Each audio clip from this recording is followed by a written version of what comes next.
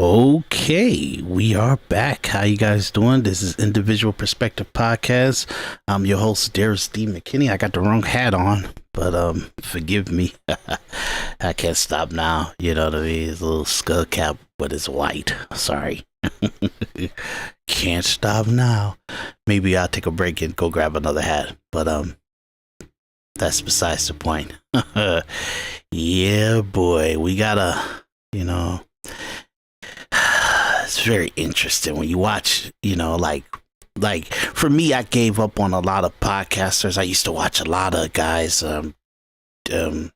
PBD, Megan Kelly, even Tucker Carlson, um, um,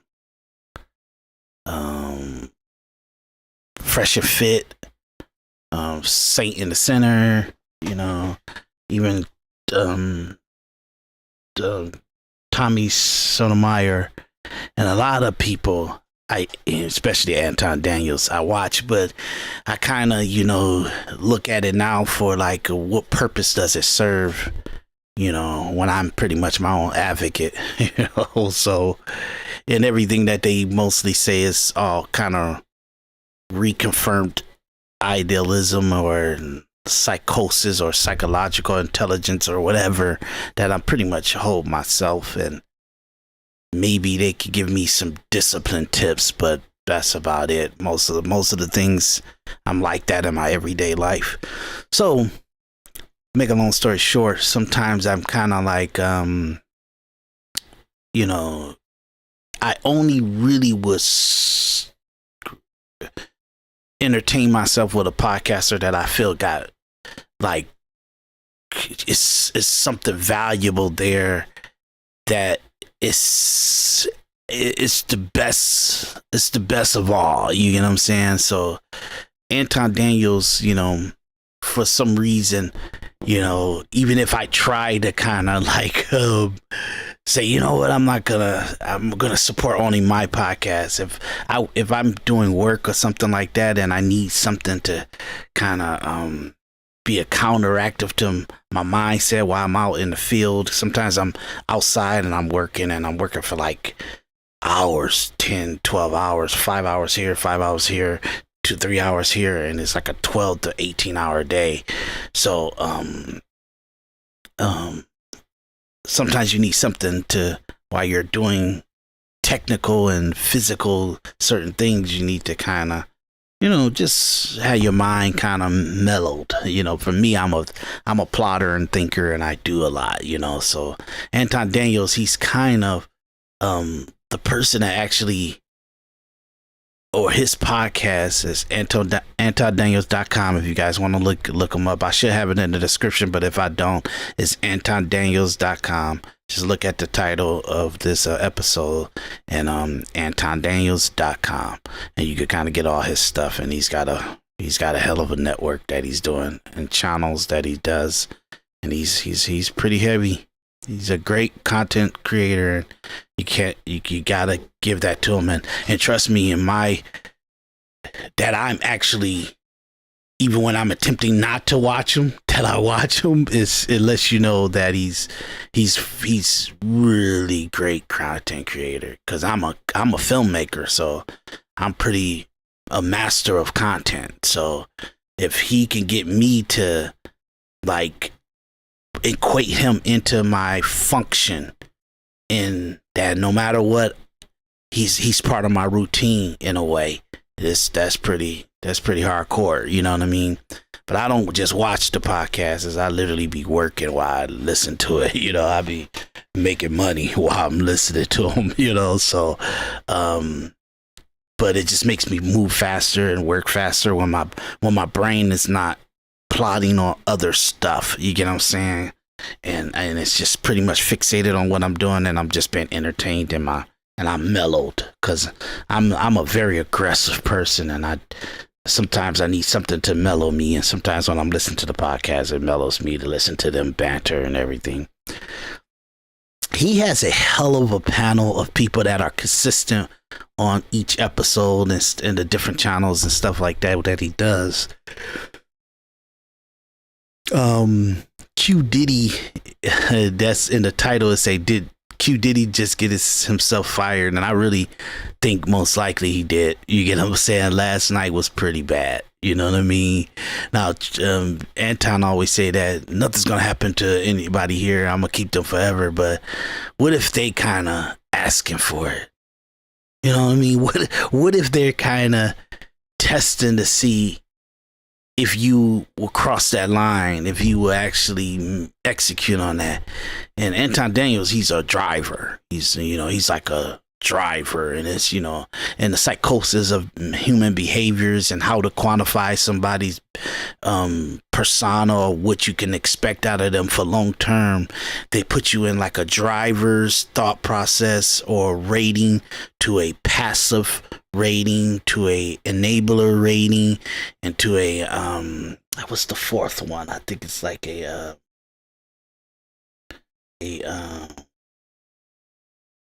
collaborator rating. So you either fall into one of those four, and sometimes they say some of them you kind of bleed in between one of the four. I mean, two of the four. You know what I mean? But Anton Daniels is an actual driver. He's literally fixated, and you can always count on him to be a driver, a person to add and pretty much lead, be a leader and a dominant. You know what I mean? So if you want to know if he'll fire you, he absolutely has that in him to fire you. He's a dominant. So he's a driver. So if something's going to mess up a direction that he's going in, or what his end goal is, it's a light switch for him to fire you. You know what I mean? So if he's not firing you and he's making an attempt to actually could keep something together, or not firing an employee or something like that, he's actually going so much out of his function that is actually a really hard thing for he's actually, it's harder for him not to fire you than to fire you. And Qdiddy, his personality is just what his personality is, and if he's a driver in his life, if Qdiddy, because a lot of great drivers, they're submissive, and they're not submissive, but they're collaborator to great people that are drivers in their own lives. They have high value in their own world. You get what I'm saying? And they may be the driving force in their own world, but at the same time, they do know where they gotta literally go for self-preservation, or self-motivation, or self-execution, then allow another person's persona to take a hold of them. So Qdiddy, he's got a huge ego about himself, and he's got a very manic way of you didn't call it manic depression, but he's got a very manic personality about himself, so he could cross the line a lot. And overall, he doesn't mean to. These are some people, I'm pretty sure he likes Anton, and he likes everybody that's on the panel, and he's very much sees them with more respect or value in his life than just they have no value. But it's a new girl that they brought on in the last 6 months. Maybe I don't think she was doing it for a year, but maybe like 6 months to 8 months or so. If I'm not, I don't think it's longer than that. And her name is Molly. Now Molly, I would listen to her, and she would have these cutthroat comments about men and black men and stuff like that, and it would be so brutal and nasty, and just like it's ratchet ass comments and stuff. But I grow to actually like her. I trust me, for a long time I didn't even like her personality and with the stuff that was coming out of her mouth, but I grown to actually like her opinion, like her input. You know what I mean?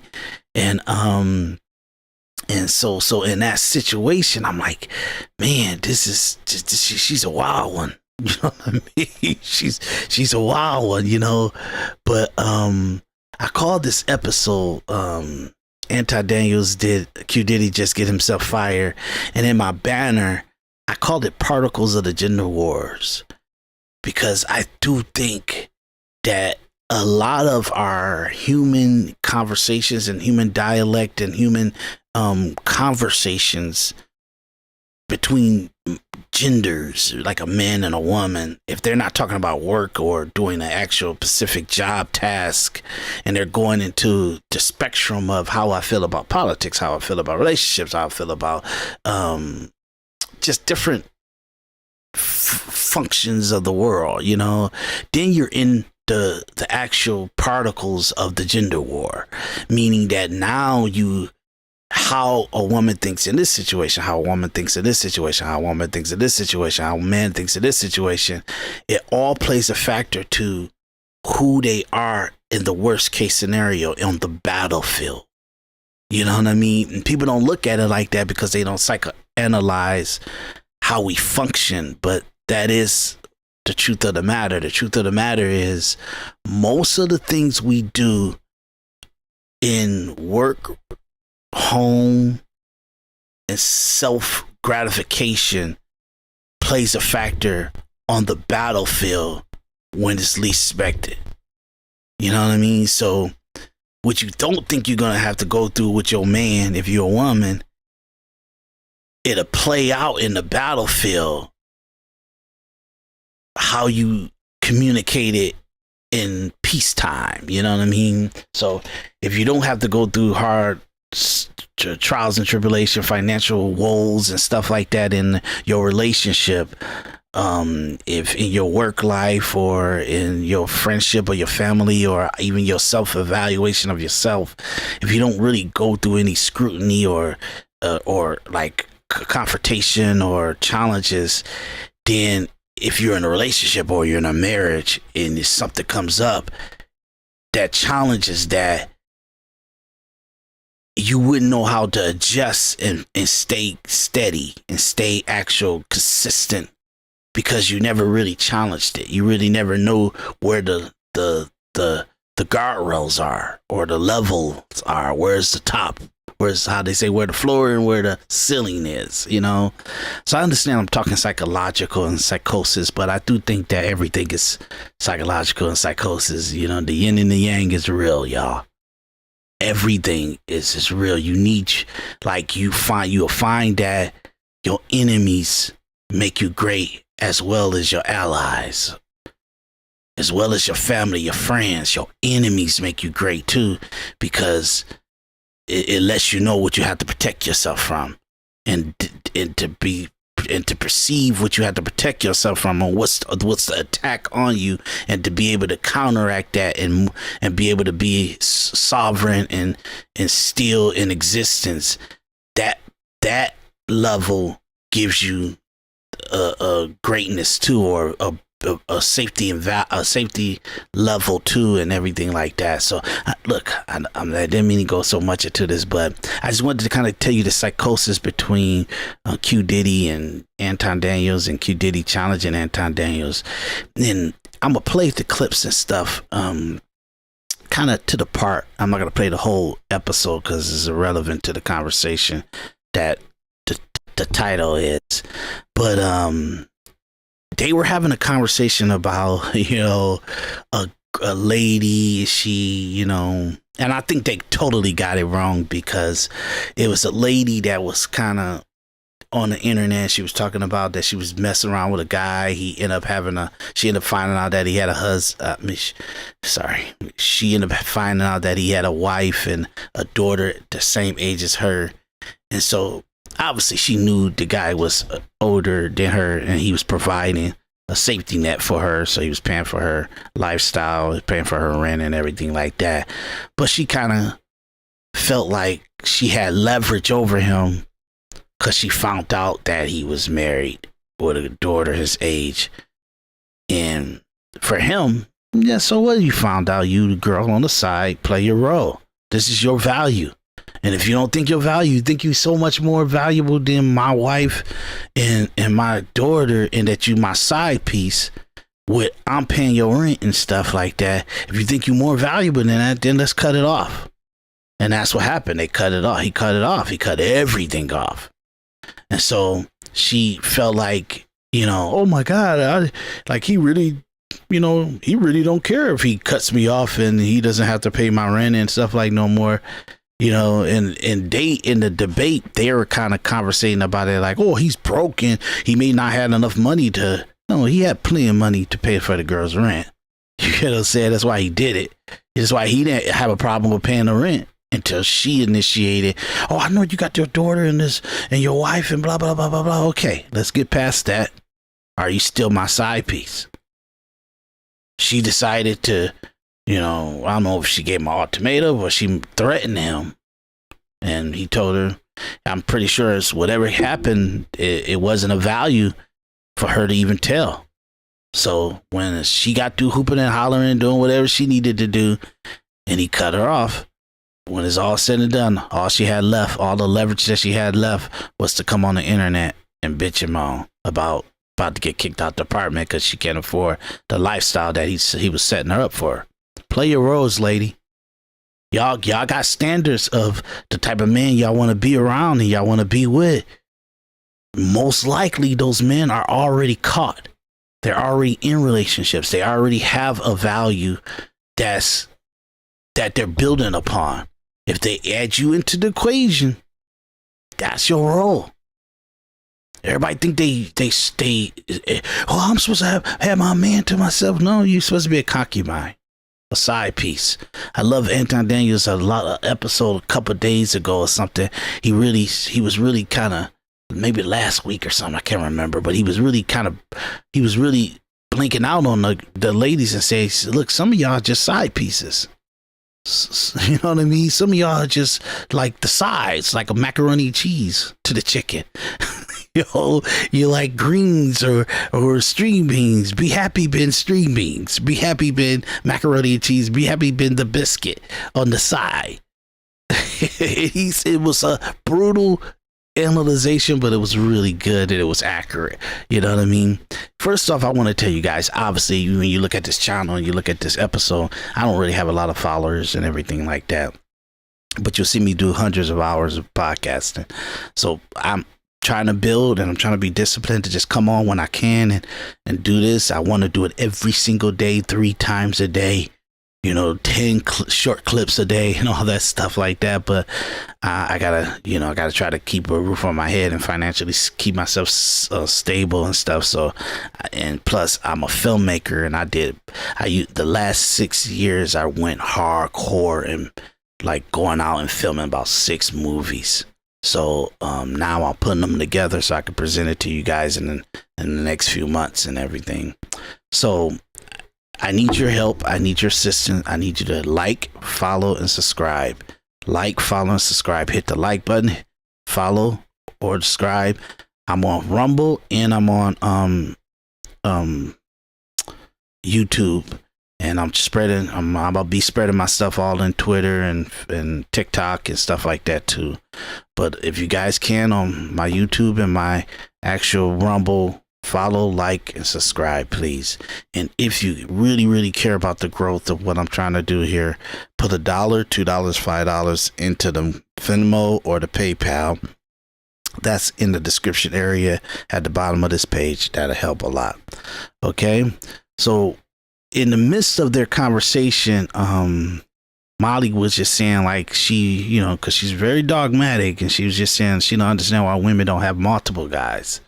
Multiple guys paying for their lifestyle. So if one to fall off there, it's not relevant for the girl to get caught up on that guy cutting her off, because she have all other suitors trying to court her and they're paying for her lifestyle too. So this is disgusting to Qdiddy, and he always hear her talk like this.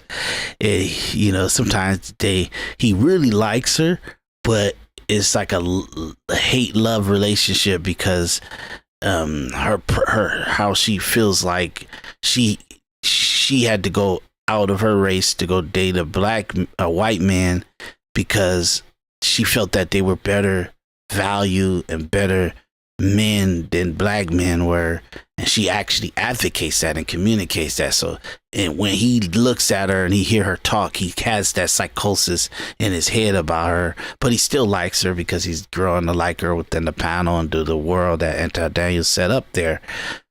But sometimes, you know, he doesn't hold back his overall perception of her. You get what I'm saying? So, make a long story short, he kind of this conversation, he kind of, you know, yelled at her, and he did this a couple weeks ago, and he yelled at her and told her to shut up, and you know, and they kind of they even Anton Daniels had to go to a break to tell him to stop talking to her in a rude manner like that, and he did it again in this situation, which was probably enough for Anton and everything like that.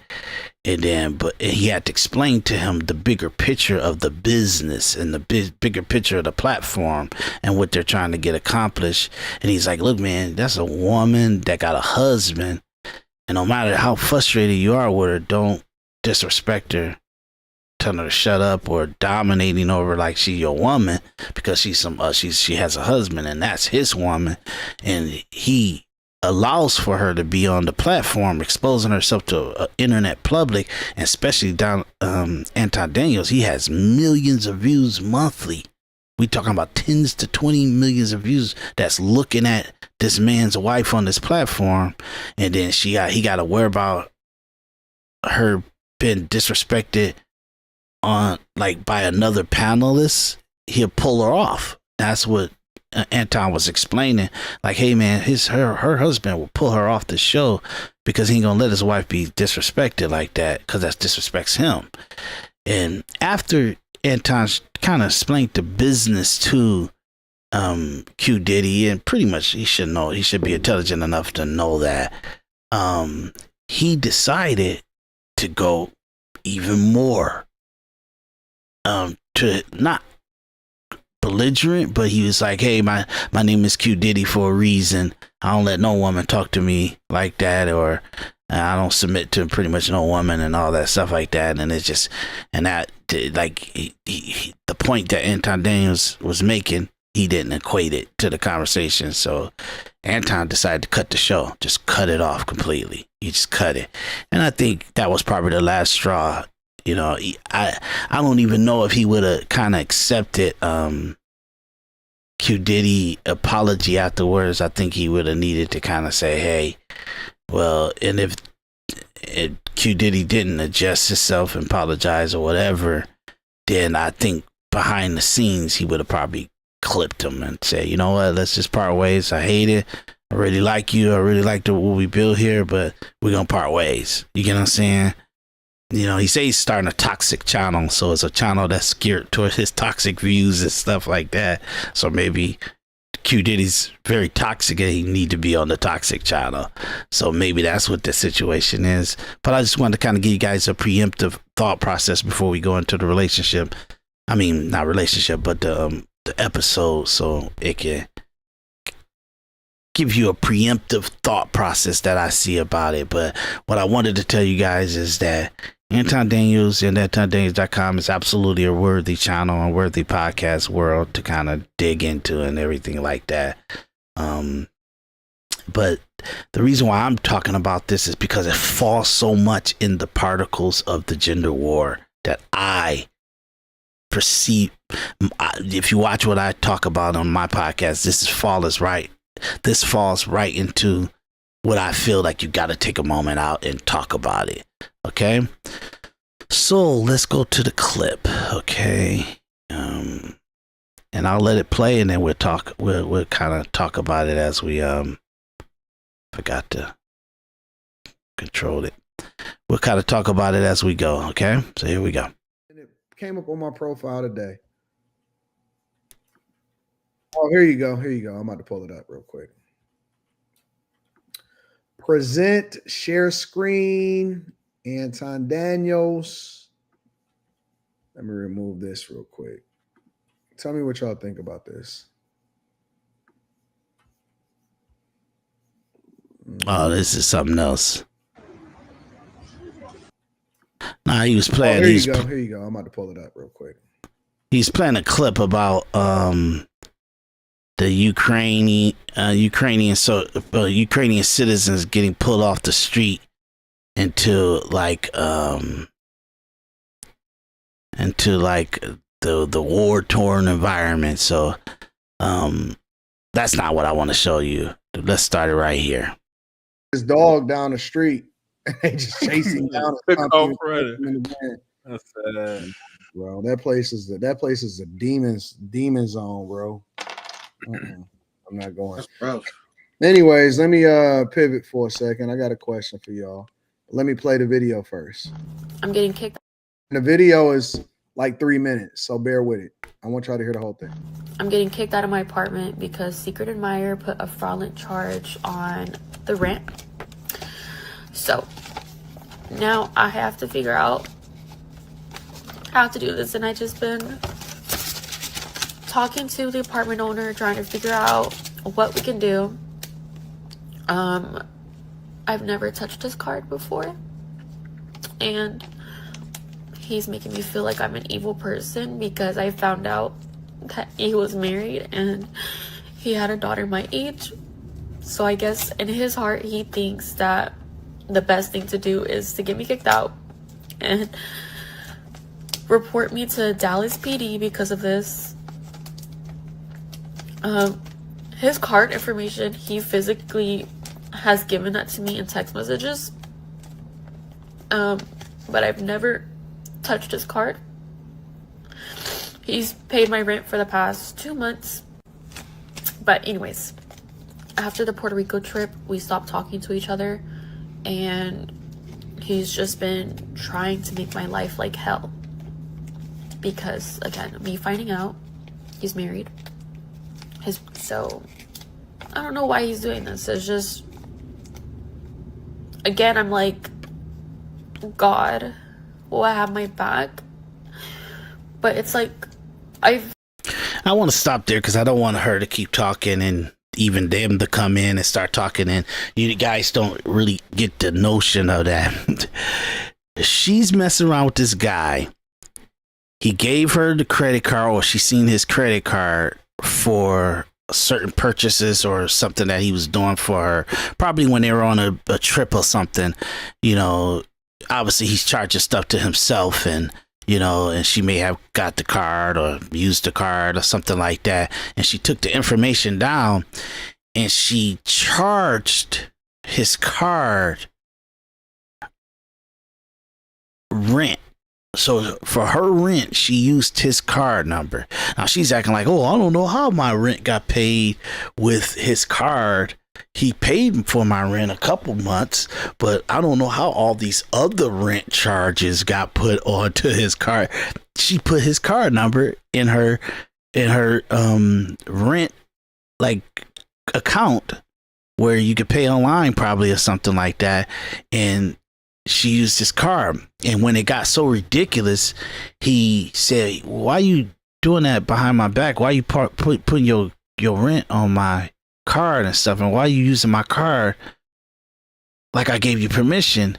And so he filed like fraudulent charges been put on his card against her. And obviously he communicated that with the police department, so he don't give a shit about exposing his relationship with her. You get what I'm saying? So in that situation, she becomes pretty much a criminal because she is, or at the same time she took advantage of him.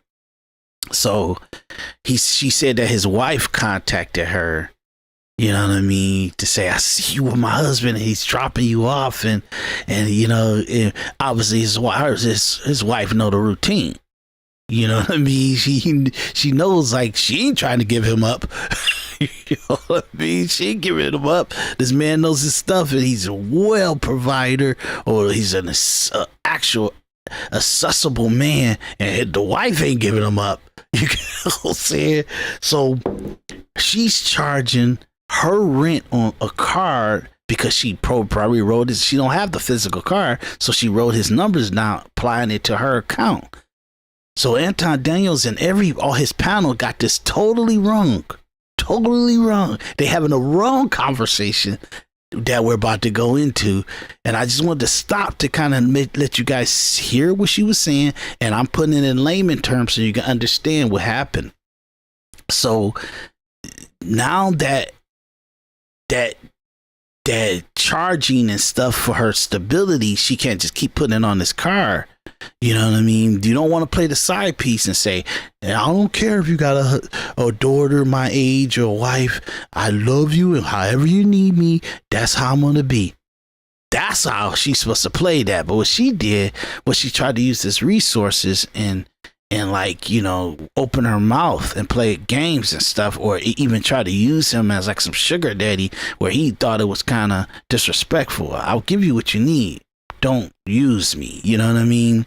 And she put some charges on his card where you're like, okay, hold on a second. I can give you these monies out of certain accounts and something like that. But you taking it upon yourself to do certain charges onto my card that I'm not initiating. You're a gold digger. And he went in that mode. Get what I'm saying? And he pretty much said, I didn't give her permission to charge tens of thousands of dollars on my car for her rent. You get what I'm saying? She did this upon herself, and I have to make sure that I don't be responsible for these charges. So I'm telling the credit card I don't claim those charges. And she obviously used them from her computer, from her account. You get what I'm saying? And now it's been filed with the police in a criminal act and all the other stuff. And she's like, oh, he's trying to ruin my life and blah, blah, blah. Don't be a slug. But it's too late now because she played her hand and it didn't work out.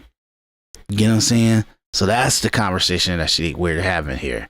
So I'll play it out. I feel like the devil always wins when it comes with me. When it comes to things with me, and it's like, it just doesn't make sense with me how I go through all these shitty things, I go through all these shitty men, and it just sucks. Because you're a shitty person. And I tried texting him. And it's so funny, she looks so peaceful and respectful. But obviously, she's a ratchet, wild ass, disrespectful, clout chasing, money hungry, materialistic woman that got put in her place by just history of time. Time would do it to you. Time would do it to you. You mess around, and all the guys that all the shitty guys and bad guys and stuff. She played her welcome out with those guys. If all the guys treated you the same, sooner or later you got to understand the problem is you. Trying to work things out because I don't want this to be a reason that I get taken away from my daughter and that we don't have a place to stay just because he wants to be shitty and vindictive towards me. If you know, he should pay for charges that you initiating and that he's not claiming because you don't know your role. Just like Anton Daniels say, you macaroni and cheese. You the candy yam. You the string beans. You're not the chicken. You're not the steak. You a side piece. Like they said, some people are just appetizers, really. You're not even part of the main course. But yeah, that's what I'm going through right now. I'm going through a eviction because of him. And I think that she saying all this in hopes that some stupid idiot comes in and saves the day that's on the internet, which there's plenty of guys out there. That's what I'm learning. There's a lot of guys that no matter how psychologically accurate it is for her to suffer, it's a guy to come to save the day. So, woman is being cut off after catching her, according to her words, catching her married man, who also has a daughter her age, and she doesn't have a job. Catching him what? So she found out. She's saying that she found out that he was married with a daughter her age. What does it matter that it has a daughter her age? What does that matter? Well, she found out that he was married. I'm telling you what she said. It don't have nothing to do with me. So apparently he was paying for her apartment and paying for her rent or whatever. And Qdiddy, he's in the upper right hand corner. He's the one who's just got to asking him the questions about, like, you know, what does that mean? You know, he's already on the attack on how irritated he is about the girl and stuff like that. And and Anton is telling him, hey, this is just the way how she explained it. This ain't got nothing to do with how I perceive the situation. So don't jump yet. Don't jump at me yet. You get what I'm saying? I'm just kind of setting the premise and having you guys kind of tell me how you feel about it. But Qdiddy, he's in the upper right hand corner, and he's with his hands against his head right now. he's already about to blink out on just the situation with the girl. You get what I'm saying? And maybe she tried to pay her rent with his card or something like that afterwards, after they done fell out, and he reported it to the Dallas Police Department or whatever, so on and so forth. And so now she feel like he's being vindictive after they fell out because she's going to be getting evicted, and I guess she needs a house to stay at in order for her to maintain a relationship with her daughter and all this other type of stuff. What are y'all thoughts about this? So I assume now that she has this new information, he wants nothing to do with her. I think that they might have fell out, if I'm not mistaken. Okay, so nigga, you don't get nothing no more, nigga. Like, what the fuck? Yeah. Like, once we break up, nigga, you get cut off, nigga. We weren't married, nigga. You ain't got no fucking recourse, nigga. We ain't going to no damn court because I didn't marry your bitch. Like, what's she talking about? Like, why are you here? Why is she here? Young and dumb. Full of cum, I understand. Mm-hmm. Because it's like, why are you single? And where are your other options of man? Why are you depending on one man as a single woman? Where is the father of your child? How many men she's supposed Where's to your be job? He only pays you Molly, you're not gonna run that by Molly. Go back, Molly. What I say? You said why are you depending on one man as a single woman? How many she's supposed to have? Why are you depending on one man to take full care of you that's not your As opposed to- husband? As opposed to how many? Yes, How that's about not you? smart. You are a single woman. Exercise your Answer the options as a question. single woman. What? To get money, just to get money from men. How about no men? Like, you Now have to look take at care- her now. I'm a She's on the motherfucking internet job. crying to us about how she's about to get evicted because she had no backup plan. Go get cool with Carrie, your baby say that daddy. again. How about no men? How about not depending on any man? Well, she is depending on men, so she might as well have more than one. But she Jesus, said he Molly, only paid come her rent on. for, and Molly. she said he Molly paid is her a rent for savage. 2 Molly don't give a fuck. Yeah, and then he only paid your rent for 2 months. months. What were So you what doing was for she those doing 2 before months? that? Where was your backup plan? No, these women need to get smarter. I'm so and then they get on the internet and start crying because they're stupid. Stop being Molly. stupid. Stop depending on a man to be your daddy. That's not your There's daddy. an ice He's not box your where husband. her heart used to be. No, it's not an icebox. These girls are dumb. I'm just sick and tired of dumb women, and then they want to get on the internet and reflect that all women are dumb. Why are you dating one man? And he's probably older if he has a child your age. Anton, you're muted. I think it was intentional. Oh. I wasn't saying anything. I'm just talking to I myself. think that's dumb. Why is this bothersome to you, Quentin? Which part? What Molly is saying. Well, Molly said because the way she made it seem like that you should have multiple men like fucking bankrolling your life. Like a squad. If you have one man that's not your husband, bankroll. So obviously now we're going off the course of the conversation now. Not really, in a way, it's still somewhat in the situation, but Molly, she injected a situation of how she really looks at men and stuff, where, you know, until a man put a ring on your finger, you need to have multiple men that's sourcing you or even like courting you and everything like that. Obviously, that's what women been doing for the last 40 years, and they sum up to something that works out good for them, because men get the box if they kind of treat you in I'm saying the box because they say that like that, but men get to have sex with you as long as they can kind of maintain the entertainment factor of you, you know. So if I can entertain you and then have the sex with you and I don't have to marry you and I have to build no family with you, I'd rather do that than put myself in on a life-term agreement where we living together, we sharing stuff and all this other stuff like that. I'm responsible for you and all that stuff like that. And men look at it as a better option for like that. So in this men's world, really it is. Women, you know, they use the last 40, 50 years to kind of on the workforce, but they hate that now. They hate that men have kind of subverted, been a provider, because women are out there in the workforce being providers. So hey, if you got two people kind of like being the provider and everything, then you don't have those two people kind of leaning and relying on each other. Is almost more to a self-gratification and an easy situation, not a necessity. You get what I'm saying? So that's a whole nother conversation. But Molly's thing is that she should have multiple men, or any woman, if you're not married, you should have multiple men.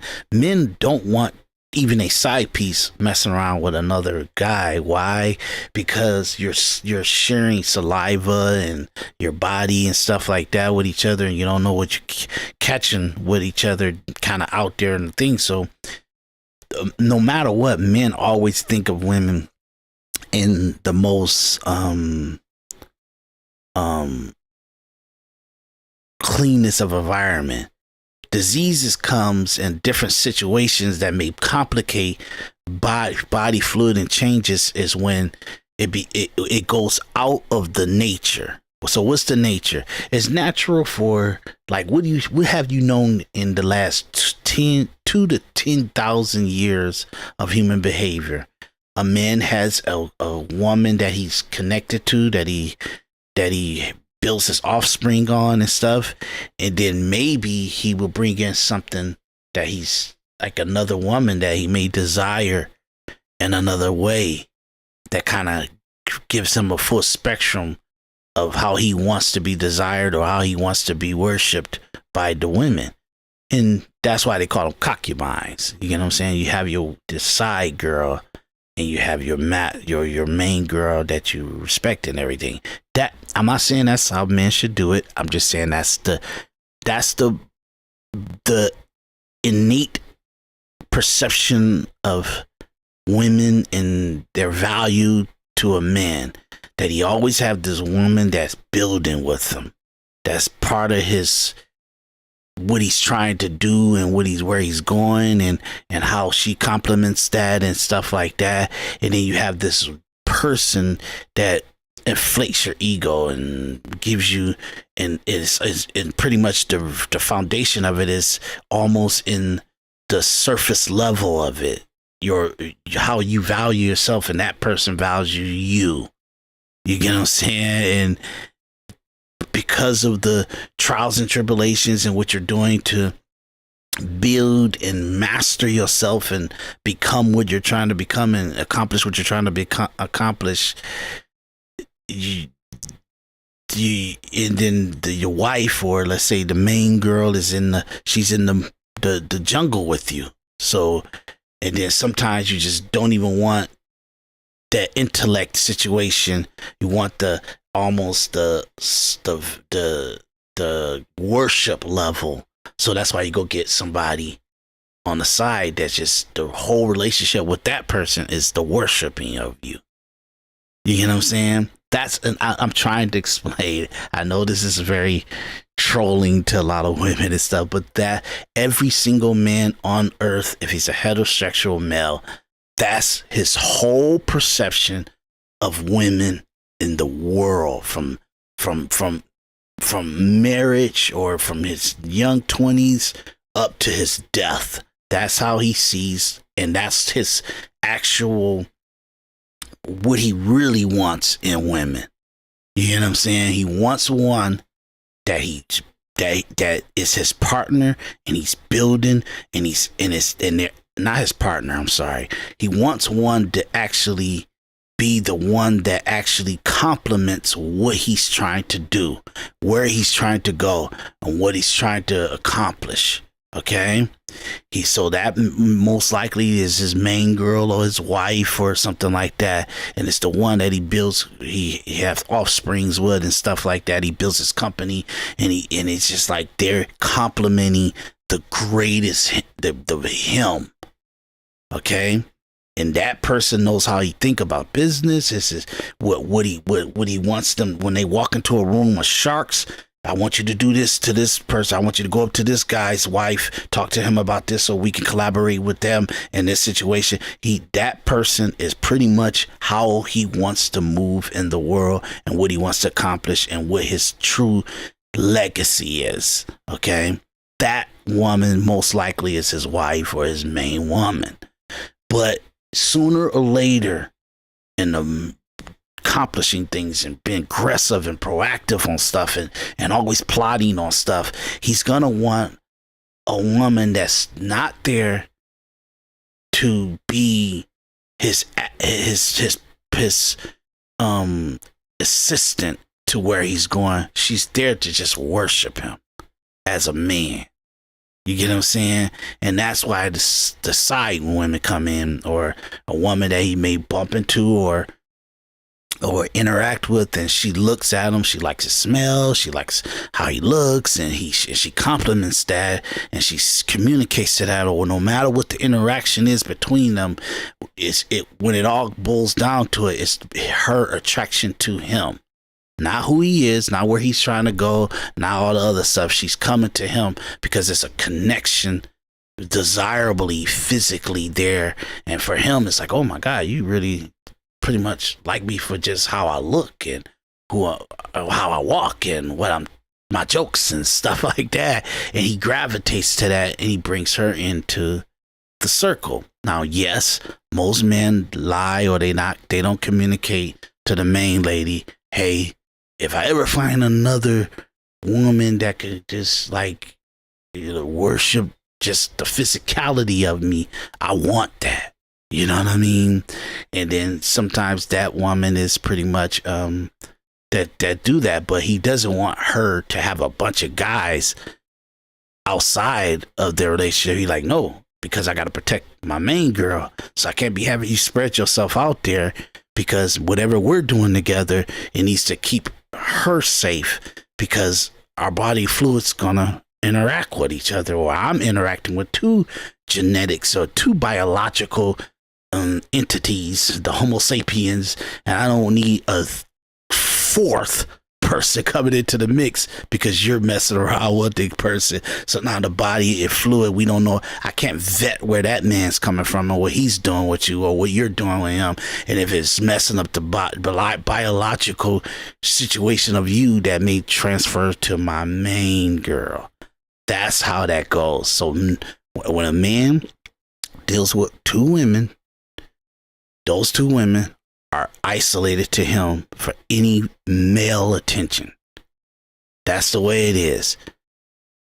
Now, if you start to say, oh, I don't really care if she, whatever she's doing outside of stuff, that's sloppy, and it's actually taking yourself out of your masculinity, of that you are territorial no matter what you're doing. No matter how this is perceived in evolution and modern Homo sapien interaction, I don't care. If I'm a man and I'm messing with you, you're locked to me only. The way you keep up with your body, the way you deal with your genetics is to make sure that it's harnessed and it's with me, that we're clean and we're good, and we know what each other is giving each other. Because if you got it, you only got it from me. If you got it, I only got it from you. You get what I'm saying? That's how that is. So, and I'm kind of almost jumping the curve, because Anton, he comes in and he starts to ask them a question about, why you care about what the girl doing if you're not going to marry her? Ownership. dominance. There are things, okay? It's very, very, very common sense. It's an ownership. It's being territorial. That's what it is. That's what it's, and you're a fool for not even thinking that way. I know that sounds crazy, but evolution to say that if you're not married to a woman, you shouldn't be asking for her utmost dying devotion to you. It's new shit. That's new stuff. The Homo sapien evolution of it is, if you touch that woman that I've touched, I'm gonna kill you. That's how that normally is. You know what I'm saying? And it's very much like how the wildlife is. You know what I mean? Where a lion, he wants the lioness that's in this lion's control, so they kill that lion to take the lioness, and if the lioness got offsprings from that lion, they kill the offsprings. That's the nature of it, and it's the same way for men and women and Homo sapiens. We're so evolved because we think and we evaluate in our emotions and stuff and laws and stuff like that where our civilization, a civilized environment, stops us from being primal. Okay, I know. Look, I know I'm all into a lot of stuff, but that's so when Molly's talking about a woman should have multiple suitors, and that women are dumb when they just rely on.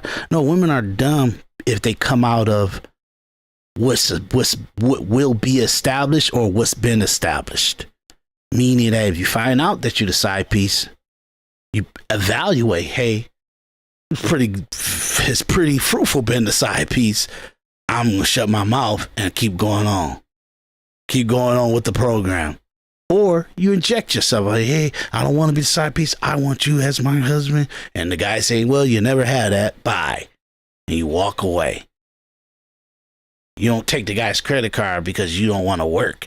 You don't want to actually use your money, and you start charging his card. And he's like, hey, so what are you doing charging my card? You know I could file this as a police report. And then she keeps doing it, and he does it. So women got to understand, you better understand, you're the macaroni cheese, you're the string beans, okay? Okay. Your life, then yes, because he could pull out at any time like he did in her situation. And she has no backup plan. She's crying about losing her kid and getting evicted. Well, why did you go to multiple men as opposed to none and take care of yourself? Why is she dependent on one man that's not her husband? How is that smart as a woman? You have no job and you are dependent on one man that's not your husband to pay They your can all bills. back out at the same time. All 15 of them can back out at the same time. No, that's not likely though. All men are gonna back out at the exact same time. Molly, I don't know. I don't Go know ahead, bitches like that got that. multiple niggas bankroll in their life. Nigga, this Are y'all letting her get away with this shit? Why you say her name like that? What? Why you say her name like that, Carrie? Cause I'm like, wait, are you saying? She said Are like, you She's a saying single she got, like, woman. a whole- So This she is why Are you women don't versed? put their eggs in one basket if they're single. You're gonna be out This here is- looking dumb and homeless. But is This- it putting your eggs into any basket that's not yours or your husband's, putting yourself in that situation? How's even she if you gonna have find a husband if she's dating one man and he's already married? It's a No, numbers I'm game, not- y'all. No, I'm not talking about like her with him. I'm saying what she should have been doing was living where she can afford to pay, not have 7 different guys in case one backs out. And that's Well, what it that wasn't sounded the like you were case. saying. No, I think that she should have had her own money. Okay, I always think that alright. women should have their own money so Okay. they're not looking dumb and going through situations like this. But she didn't, and she had no more backup options of men. She was moving like that was her husband. Why are you not dating other people? Why do you have nobody that can help you? Nah. Nobody? Not your baby daddy, not your father, like no other man. You were so dependent on him. You're about to get evicted after him paying for 2. He wasn't even paying your rent that long.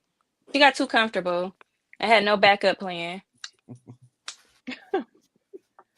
Y'all be Femi said wanting to see Carrie See, was women trying to crash have out. That's why three or y'all see, four encourage them niggas to on date deck. just one See man. this? But what if that one man is married and you sitting there looking dumb? Ladies, keep your options open if y'all are not See? married. Now see, And make this the sure that they can bullshit. take care of you. Fellas, I want you to remember this moment. And this is the hypocrisy. This is the hypocrisy that I talk about with women. Molly, which way I gotta do this? There we go. Molly was just ridiculing me last week because I was telling men, don't put all your eggs in one basket. Molly just That's basically different. That's different, Slimmy. no, Men don't there is no rely on difference. women to No, pay their rent most times. No, there is no difference. There is no difference. You before you cleaned it up, which you did a very good cleanup job. I'm not gonna front. You did a good cleanup job, but initially, it sounded like you were just telling her to use men, have multiple men to handle bills. That's what the initial statement sounded like. What's the problem with? Well, listen, they don't have to know that she's using the money for bills. It would be smart if she was, but why wouldn't she want to talk to They men don't that have are to going know. to Bingo. look out for her best That's interest? ridiculous. Hypocrisy. How is that hypocrisy? She's a single woman. You just told me last week. You just told me last week that when I said don't put all your eggs in one basket, you ridiculed me for that. But you be saying married men should have a rotation too. No, that's not what I said. I never said that.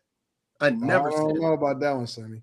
Yeah, I think Slimmy did say that. I said any man. No, Slimmy don't say that. What Slimmy does say is, I'm gonna have more than you shouldn't be subjected to one woman if you handling all the business.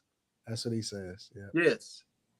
Okay, and she should not be subjected to one man. She definitely. If that's not her husband. She shouldn't be subjected to no money from nobody but herself.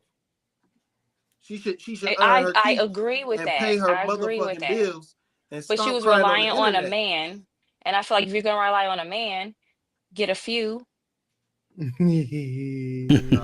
This bullshit. He's not her husband. Now look at her looking dumb, and now her kid is suffering because she's stupid.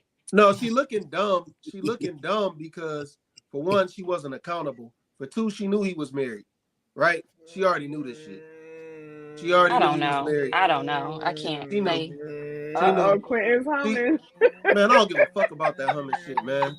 Mute yourself, man. Come on. Be a man. Be a man, not a 14-year-old. Come on, man. Why does she not have any money, though? Like, I'm just tired of women being bums and then crying and blaming one man. Why is she saying this man ruined her life? Because she had her eggs in one basket. He didn't. She ruined her own life. Yeah. She ruined her own life thinking that okay, you got rent for 2 months. 2 months. Months. You didn't say months. You didn't save up no money during those months. Yeah, but I think that there's no F in months. But I think that what was happening was, I believe that what was happening was that he was just paying it normally as they go, right? That like he was, the rent was due. All right, don't worry about it. I'll take care of it, type of thing. You know. So what did you do with the money that you was gonna pay? So what did you do with the money that you was gonna pay? What do you mean? Either she wasn't living there. What did she do with her rent money? What did she do with her rent money? He was taking care of her. She said he paid for 2 months. So either she wasn't living there before that, or no, she probably just got there. Is what I'm saying. So she okay. Either way, she was probably living somewhere else. She failed. Don't be somewhere you can't afford to be without a man's help. You didn't have to pay. Don't have all your eggs in one basket if you're a single woman, because that's not smart. So you didn't have to pay rent for 2 months. Right. And that's the point. It's like it's bad because when she did mess around with the guy and that she wanted him to take over the expense of her roof over her head. And I think she said she had a child too. So that's with another guy that her baby daddy that she's not with. And then this guy, obviously, I'm not marrying you or even settling down with you. If you got a kid and a baby daddy. You just a side piece. You know what I mean? So she should evaluate it that she was a side piece and understand that you're a side piece, and just like you got a kid by another man. You know what I mean? Yeah, I even know this to be true. Women are extremely attached to their baby daddy. Even if they got a bad relationship and it's off, it still is somewhat part of the equation. And if you're coming into that situation, you better, hopefully you're coming in it as limited. You know what I mean? Because if not, that's a hell of a load for you to take. And then your responsibility gets tripled or doubled or quadrupled based on what's the situation you're going into. So in that situation, that person needs to just play their role and be very grateful. You know what I mean? And if not, then you don't even go into that environment. And that's what happened. She probably tried to strong arm him or threaten him or look at herself as she had leverage, and or however she kind of looked at it as, I'm a, keep charging your card, my rent to your card and stuff like that. And she's doing things that's making him think she's not a trustworthy and honorable person. So now you're not even falling into being an honorable and submissive and pretty much a sacrificial side piece to a man that can really help you along, because he could pay for your rent and it's not hurting him. But at the same time, it all depends what your attitude is. So her attitude got bad, and now she started to do extra crazy stuff on the side, charging his card and stuff like that. And he's probably warned her about it, told her, don't do that again. And she did it. She kept doing it. And then he had to file charges with the police department because she kept doing it, and get the charges right off from probably American Express or something like that. And that's the contentious situation now. And she's coming on the internet to complain about it. Oh, I need you guys to help me pay this back because I'm in trouble. But no, you should have just played your role as a side piece with a baby. You know what I mean? It's just like evaluate your worth in the bigger picture. So that's the situation that they're trying to excuse. And then they get this bitter conversation about how much power she should have as having multiple guys and stuff like that. And Molly, if she was out there like that. You know what I'm saying? Her husband picked her up. You know what I mean? And even if he didn't know his wife's mindset, that's always, and I like Molly, and I'm a big fan of her now than I ever was. But even if he didn't understand her husband, if he didn't know how devious and how messy her mindset is and how she think about men and the valuation of her marrying a white man and stuff, he should be able to see how she conducts herself on these panels and the things that she says on these panels. And I'm grateful that it's not hurting a relationship, and that he just saying, yeah, she's a wild girl, but she is devoted to me. Because whatever her internal conversation is, she's putting it out on the platform. So at least it's a part of her way she move and way she think that her husband should be able to say, wow, he should equate it into his understanding of how he has to manage her. But at the same time, he got multiple houses, major assets and stuff like that. So I'm pretty sure he got her in probably they call that prenup and all the other stuff. And she knows, so she knows she got to play her role and enjoy the luxuries. You know what I mean? But it's just very interesting, and obviously this conversation is about to go off the rails. So let's just get there. For 2 months. So let's say that your rent was $1,600 for the 2-bedroom that you got. $1,600, which is probably more than that wherever she at. Let's just say that it was $1,600. That was $3,200 you had saved up. Right there, you saved $3,200. Now she spent that on I don't herself. think that she was expecting. I don't think that she has a job, is what I'm saying. Yeah, she She fucked up was out looking here. to be with him for the long haul. Exactly, Oh, she Slimmy. fucked up out here. That's gonna Then. be You her ain't got her no No kids. man. job, one man that's married, And that big a ass red kid. nose when you crying, that shit ain't gonna help you. Looking like Rudolph the red-nosed reindeer, that shit ain't gonna help. Like everybody seen you on the internet mean. like that. Y'all are being unreasonable. She not getting no dude, no. Do you No, she'll think get that a a guy? dude. Do you think that a guy, should continue to be amicable and fund a chick's lifestyle, once they start to break down and break up? Say that again. What? Do you think that a guy should continue to fund a lifestyle that he committed to? I'm not saying it is right or wrong. I'm just asking a question. Cancel that bitch. No. If it's not his wife, they don't have kids. He No. shouldn't have been paying her rent in the first place. Man, dude, Right. he risked it. Wait a minute. He's a fool too. He risked her whole he risked his whole motherfucking family. Luckily, his wife ain't goofy and ain't just bomb on him. You know what I'm saying? And fuck the life up. But yeah, he really was he was playing with fire. How was he playing with fire, Sammy? He had that little side piece and he paid her rent. That's insane. You're married. You paid her rent. Yeah. That's definitely playing with fire. Like just to sleep with her, that's you wildin'. And that's probably all it took. And he probably didn't even really have the money for it, because that's probably how he ended up getting caught, because he did it for 2 months and the wife figured stuff out. Like, what you doing? Was she talking about that he didn't have no money? You know what I'm saying? And she's if he's claiming turning into the police, she said in a video that he paid her rent for 2 months and he had no problem with it, but the other charges was all the other months that she was plying in on there, and that's what he had a problem with.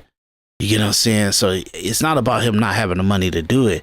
And the wife, obviously, she says, when they came back from Mexico, Puerto Rico, he dropped her back off in Dallas or whatever. The wife monitored it or something. She said it in the video. So it's not about his limited of funds. So this is Carrie injecting that he's a scrub into the situation. You out here acting like you balling and we not paying somebody rent. Where's this money going? That's why he was probably oh, she used my card. I gotta call the cops. I gotta stop this. Like, between my wife, my money, my debt, I can't. Yo, y'all in the chat, especially GT, y'all don't have to type. You don't have to copy and paste it, bro. Like, you can't spam the chat. I don't care what you say. You can't spam the chat. All right. If you want me to see it, I probably seen it. I may not have seen it, but just because you type it 80 times don't mean I'm going to answer your question. Do not spam the chat. That is a rule here on After Hours on every platform. It's okay. All right. No spamming. Yeah, GT, don't be so extra. I don't care what people say. They just can't spam. So, Quentin, you all right over there, big dog? Yeah, I'm fine. What's wrong, bro? Was that the hum again? That was the hum. Yeah, that was the baby hum. The baby humbug. Quentin is bothered by y'all answers and stuff. He ain't gay none. No. I'm not bothered. I'm bothered by Molly's multiple men stuff. That's what I'm bothered by. That was insane. No, I ain't gonna say she. I don't understand why that's like such a foreign concept when, like, it's not uncommon for women to have multiple suitors or options to choose from. If they want to find a mate, what are she supposed to do? You know why it doesn't bother me what Molly is saying? I know it bothers Carrie. I know it bothers Slimmy. I know it bothers Quentin. The reason that it doesn't bother me is because I've always maintained the same perspective since the beginning of time. And nobody don't care about that stuff. You know, I love Anton Daniels, but he does have his own point of view about things. But you know, he's another human being too. The truth of the matter is, this is not the courting days or before the 1970s. You know, these is women. If they're seeing multiple guys, they're having sex with multiple guys. That's the problem. If you're just a person that's coming, like you're going on a date or you're kind of going on a walk in the actual vineyard or the actual land of the family's home, and you're having a conversation, but there's no, like, to take a woman's chastity is frowned upon in civilization. So you don't do that because you could be killed if you do that. You get what I'm saying? In the suiting or courting situation. So it's not like that. Women are giving themselves to the people that they're trying to have themselves as suitors for. You know what I mean? So Molly knows that she means I'm gonna have sex with multiple men, but they all gonna be paying my lifestyle, and that's gonna keep security to me. But that's a lot of mess that gets equated to a person that wants you and wants you to himself. You get what I'm saying? Well, he can't have me to myself. I'm single. I'm not married. You're not marrying me. So you're gonna have to court me and you're gonna have to share me with other men. You know what I mean? Nah. And Anton, obviously, he doesn't cheat on his wife. He kind of entertain himself with women and stuff like that in their company and smelling them and looking at them and walking into a room with them and using them as eye candy for business deals and all that stuff like that. But banging them and stuff like that, I don't know if he does or not, is irrelevant. The point of it is that in the conversations that they have always had on the show, he ain't gonna leave himself. He's not gonna leave himself the chance of, like, bringing disease home or getting in a situation that's not healthy for him and his wife. You get what I'm saying? So that's besides the point. I didn't mean to bring that up, and I apologize for bringing that up because the conversation needs to stay on this situation. But when they throw comments into the equation and their point of view on the equation, it's like, how do you not even have that? Like, the Anton Daniels is a well-educated and well-thinking guy. How do you not, like, equating in territorial stuff, and that most men, and I'm pretty sure he knows this, most men interact with women and they do not want those women. I don't care if it's a side piece, if it's a third girl or a fourth girl that they messing with, all four of them, they do not want them messing with another Homo sapien, another man, and mixing with them. It's a selfish territorial thing. Only man you should be dating, only other person you should be having sexual activity with is me. I don't care if I'm having sex with multiple women. If they all having only sex with me, then we should all be even. You get what I'm saying? That's how men think, logically. So for him to equate in, what do you care about who's girl seeing and blah, blah, blah, if you're not going to marry her? It's territorial. It's an animal. It's a primal thing. It's very animalistic. I don't want to smell something else on you that's not me. If you're not married, you single. Yeah. If you're not married, you're single. Now, you may not. You don't believe that, Molly. You shake your head no and said yeah. No, listen to what I'm saying. Just because I shake my head no, that's not me. You can't. Listen. Body language. You can't shake your head and say no. That means you're a liar. If you're not married to the chick, meaning that you put your last name on her, why y'all give a fuck? And that's and maybe that's his, because he always trying to get people to be married and stuff like that, and maybe that's his con way of, or manipulation way of kind of making people, like, if you mess around with each other, you shouldn't be messing around with a woman that you're not married to, and vice versa. You shouldn't be messing around with a girl, a girl should be messing around with a man that she's not married to. And yes, yes, in a perfect world, that's how we would be. We're 40 years. That's why I'm always talking to people, because even social influencers are caught in this web too, where the conversations that we've been having for the last 5 years since the pandemic and the blowing up of podcasting, people think that's the conversation of what's actually happening in life. But really, we're having a conversation of something that's been going on for decades. You know what I'm saying?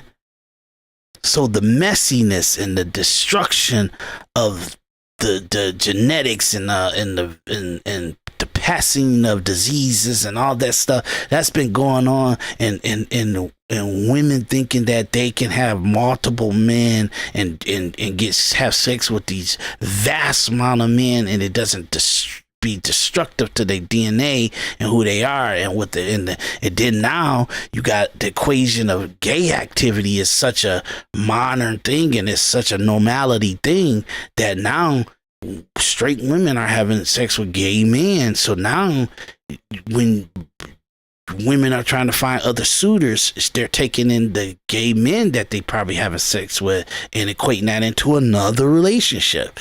So it's just like, it's not built for a woman's DNA to mix with multiple men. That's just the way it is, y'all. That's the genetic situation of the biological situation of a female body. Now, men, yeah. You know what I'm saying? But even modern day men, I'm saying, you gotta make sure the women that you are messing with are only tied to you.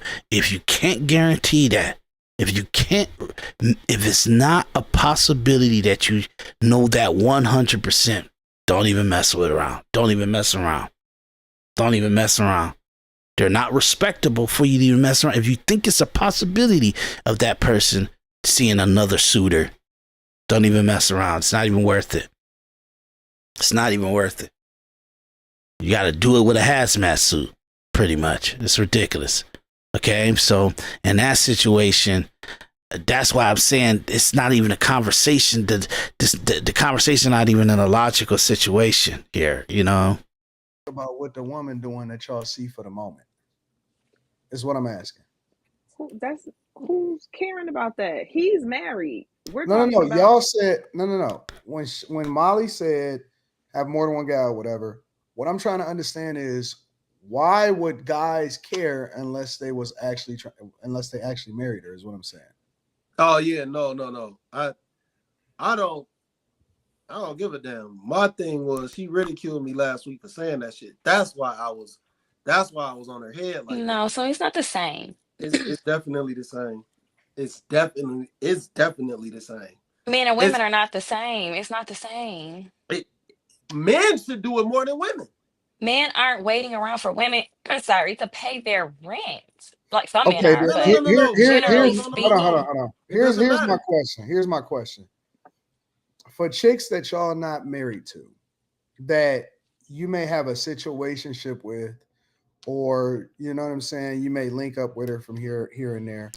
Do y'all really be trying to check to see what she be doing outside of you when she not? So funny. The question is idiotic in a way, and I'm pretty sure maybe he's emotional about this question. That's why he would say something dumb or idiotic, because Anton is pretty smart. You know what I mean? This is what would be freaking me out about politicians and philosophical speakers and motivational speakers and wealthy people and very successful people, and like this would mess me up. They'll ask you a question that's pretty dumb, or they'll put something inside their training manual or their philosophical communication that's pretty common sense. It's pretty dumb to articulate something that way when the foundation of what you're actually trying to transfer to a person, that wouldn't even be anything that you would equate in it. for example, like to ask a question, why would you, if you got a girl that you got a situationship in it, or something that's not even serious, it's like a booty call, or like some kind of you were at the club, I took you home, and then I banged you, or I took you to a hotel, then I banged you, then I'm done. And so that's the question he asks. With those type of women that you're dealing with, if it's somebody that's very brief, that's not a long-term relationship with, why do you care if she's doing something with another man? You get what I'm saying? It's an asinine question. It's so stupid and dumb. It's lack of education. It's lack of comprehension of the video that he played. So it lets me know that he's not even thinking logically himself while he asks this question. He's in an emotional stance of what he's kind of responding to Slimmy, Carrie, and Quentin attacking Molly on the situation of how she's saying for the multiple guys the girl should secure herself with. If she's relying on men to financially keep her stable, she should have multiple men financially keeping her stable until one of them decide to marry her. Now, in that situation, he poses a question to say, if you in a situationship, or you just banging a girl, or you just, it's a momentary interaction with a girl, why would you care about what she doing with another person? The asinine and idioticness of that question is, if you bang the girl in the club and you don't really care about this girl, you don't want to see her again, you wouldn't even know if she, or even comprehend or even evaluate if she's messing around with another person, because you're like, okay, that was good for that one night, I don't even want to talk to her no more. So you're gone. If it's a situationship, you get what I'm saying? In that situation, and I guess that would mean that this is somebody that you're interacting with for the specific situation that you set up. So I'm going to pay for your rent. I'm going to pay for your lifestyle, but you're mine. And you're going to be my plaything. In exchange of it, I'll give you stability for you and your child, and you don't have to worry about anything, but you're mine. That's the situationship. And then another thing, if it's just like a booty call, it's the same thing. You're mine, and you don't. If you can't guarantee safety, then you need to be only mine, and falls into the situation that I'm talking about. So his question is asinine, because it's like, if it's just a momentary thing, because he kind of conflates a moment interaction, and that would be like bringing a girl home or going to a hotel with a club after the club or something like that. You wouldn't even be able to evaluate what she's doing with another person, because you don't even want to see her no more, because that was something that I did, and it was what I did for the moment, but I gotta go home, and I don't even want to have that on a day-to-day ish. I don't want to have that. I don't even want to build a relationship out of that. So it's automatically, mandatorily, and just by cause and effect, goes automatically into a moment, and it's not evaluated. If it's repetition, you care about it because of the body fluids and the carelessness of the situation, that it might float into your primal relationship or your primal life, your main life, that this person might equate into that situation. So if you're having a situationship with a person, it's for a specific situation, but in that situation, you're territorial about it.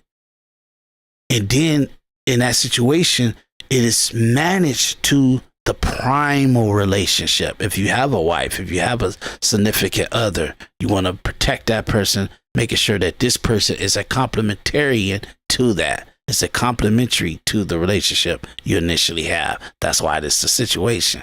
So he knows this. Trust me, he knows this. So to ask that question is pretty idiotic when he has the answers to it, in that if he's not even thinking about it, then he's asking the question emotionally, because he's not just asking the question to see what their answers is. He asking the question like they're not thinking. Why you care about what she's doing outside? because she's territorial. She's mine. I don't want to smell any aura or any order. I don't want to smell anything of another dominant male physicality on a female wound in possession and territorial of minds. I don't care if she's a side piece. That's how every man thinks. And for him to act like he wouldn't be like that is ridiculous. He has communicated that he will be exactly like that. So why ask a question that you have full intellect and understanding of? What's the answer? Because he's emotional. He's in a conversation of emotional to come up at that moment of something psychologically that makes sense in what Molly is communicating. With you is what I'm asking. And I'm not saying it in reference to this video in particular, but do y'all, assuming that you're not putting her up in a house and you're not taking care of her, because then she hasn't, in my opinion, you know what I'm saying, she got to move according to your rules a little bit different in that situation. But see, so that's what he's saying. So let's say that lets you know that he's got total understanding of the situation, because the guy in that video, he put her up in the house. So obviously he off that conversation. So now let's see the premise and the foundation of the premise that he's asking this question in. For a chick that y'all not married to, that, you know what I'm saying, you with her when you with her, or y'all link up or whatever, do y'all really be checking her and trying to figure out what she doing when she not with you, is what I'm trying to understand. If you're a very busy person, or you got a lot of stuff going on in your life, or you have something that your attention is in that makes you, you get court and mess around with multiple women and stuff, obviously you're too busy to be checking up on some girl. You ain't gonna occupy hours and no time doing some stuff like that. So it's kind of disingenuous to even say that in the conversation anyway. But in the premise of the question, I just don't think that guys would even care. They wouldn't even. I just don't think the average guy would check up on somebody that even if he's in a booty call situation and stuff, he wouldn't check up on her. But absolutely 100% when he's interacting with her, when he's texting her, when he's like setting up an interaction, when he comes to the house, when he interacts with the girl, he do have a sense to, is she clean? How polluted is she before I met back up with her, before I mess around with her? It's there in his psychosis. So in that situation, that's why the genetics and the actual, I gotta stop saying genetics, but the actual primal instincts of a woman that you even just doing a booty call with an interaction is that you don't want her to have been touched by something else, by somebody else. That even her been needing to be touched by somebody else will make her go to the best candidate that she wanted to be with, and that she made the decision that, I'd rather give myself up to this guy because I like the interaction. I like the actual physicality of the situation. And maybe that she isolates herself more to that person and cut off other people, that it wouldn't even be a situation like that. So, but the modern woman in the last 40, 50 years, they can actually somewhat get as close to men behavior than ever in history. You got to understand, women letting more than one man have sex with them in like 7 years or 10-year period. Like literally, if a woman has sex with two guys at the same time in a 7-year period, or even like a year period, it's so abnormal to the psychosis of a woman and how she, and just the homo sapien of it, that is normal in our culture for the last 40, 50 years. But if you look at, if we were able to look at, interview, and do scientific analyzation of all the women that were in the world for the last 2 to 10,000 years you will see that about 90 plus percent of them only had one guy they interacted with. You get what I'm saying? The other 8% was whores, that they were in saloons and brothels and stuff like that, and they were widowers or very promiscuous women and stuff like that. But it's a 10% in the last 2 to 10,000 years, and we can know that from the behavior data that we know, and the interaction data, and the studies of relationship that we have right now for the last 100 or so years. We know that.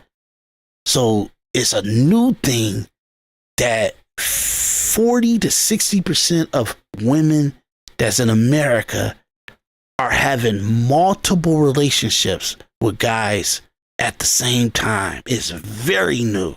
That's very new.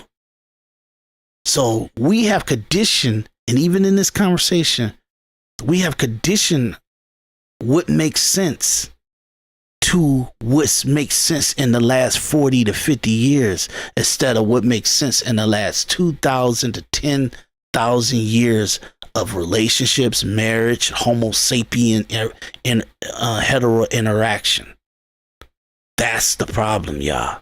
So when he asks that question, he's not equating that in there. And I could never ask a question when I'm always in the vast context, because that's the conversation you're in. Whatever you're talking about right now is in the context of everything that came before it. Otherwise, you're having a unsubstantial, a subjective, a irrelevant conversation. That's honest to God what I'm trying to understand. What movies you watch? What? Like I asked, like what movies they watch. No, I'm saying because everybody is crashing out. I don't know what Slimmy talking about. Everybody is crashing out. I don't know what he's talking And about. everybody That's is the things finding that it I asked. crazy. But I don't know any guy that is a single guy that's out dating that don't have more than one chick. And if you believe that any woman before you, after you, or with you don't have another dude that is available and ready when she not with you, y'all crazy. I don't believe. Yeah, I think guys do got that in the side of their head that the girl is with other guys. And I'm sure their interaction with the girl gives them hints that there's something else going on there, or that a person is something is not fully like isolated and territorial to them. The girl gonna give them signs. She's the woman gonna give them signs. She's gonna let them know that I was over here at this time, or I was just around them to do this. Yeah. You're going to get some kind of signs that she's giving herself to another guy or her baby daddy or some crazy stuff like that. You're going to see it. So they want her to be isolated to him. A guy wants the woman, any woman that he's messing around with, a guy that's messing around with any woman wants the woman to be isolated and territorially to, like, if that's a word, like structure to him and only him. But our understanding of the last, like, sexual revolution and degenerate and the actual the crazy promiscuous environment sexuality of women in the last 40, 50 years, men kind of know to the side of they kind of have it somewhat in their thought process that it's a chance that she might not be isolated to him. But you got to understand, our genetics, our biological function, our primal instincts is 2,000 to 10,000 years of Homo sapien of evolution, and it's very instinctive that that woman is not messing around with another man.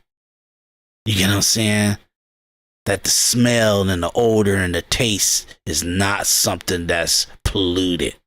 That's the primal of men. So again, the question is a little bit ridiculous. Believe that any woman out here, maybe a couple, I don't believe that any woman, regardless of what her marital status is. I think every man don't think. I think they all have the same. What he's saying, he thinks that is something that's like genius and very masculine and very dominant to how he thinks, but it's not. I'm telling you, the most passive man thinks that way.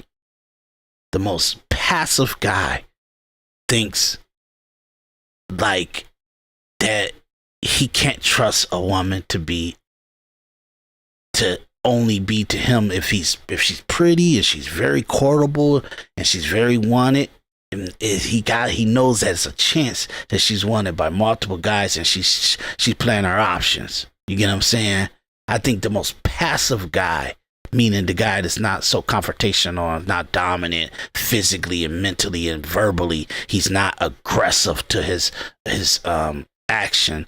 He kind of subconsciously thinks that she's having a few suitors and stuff. You know what I mean?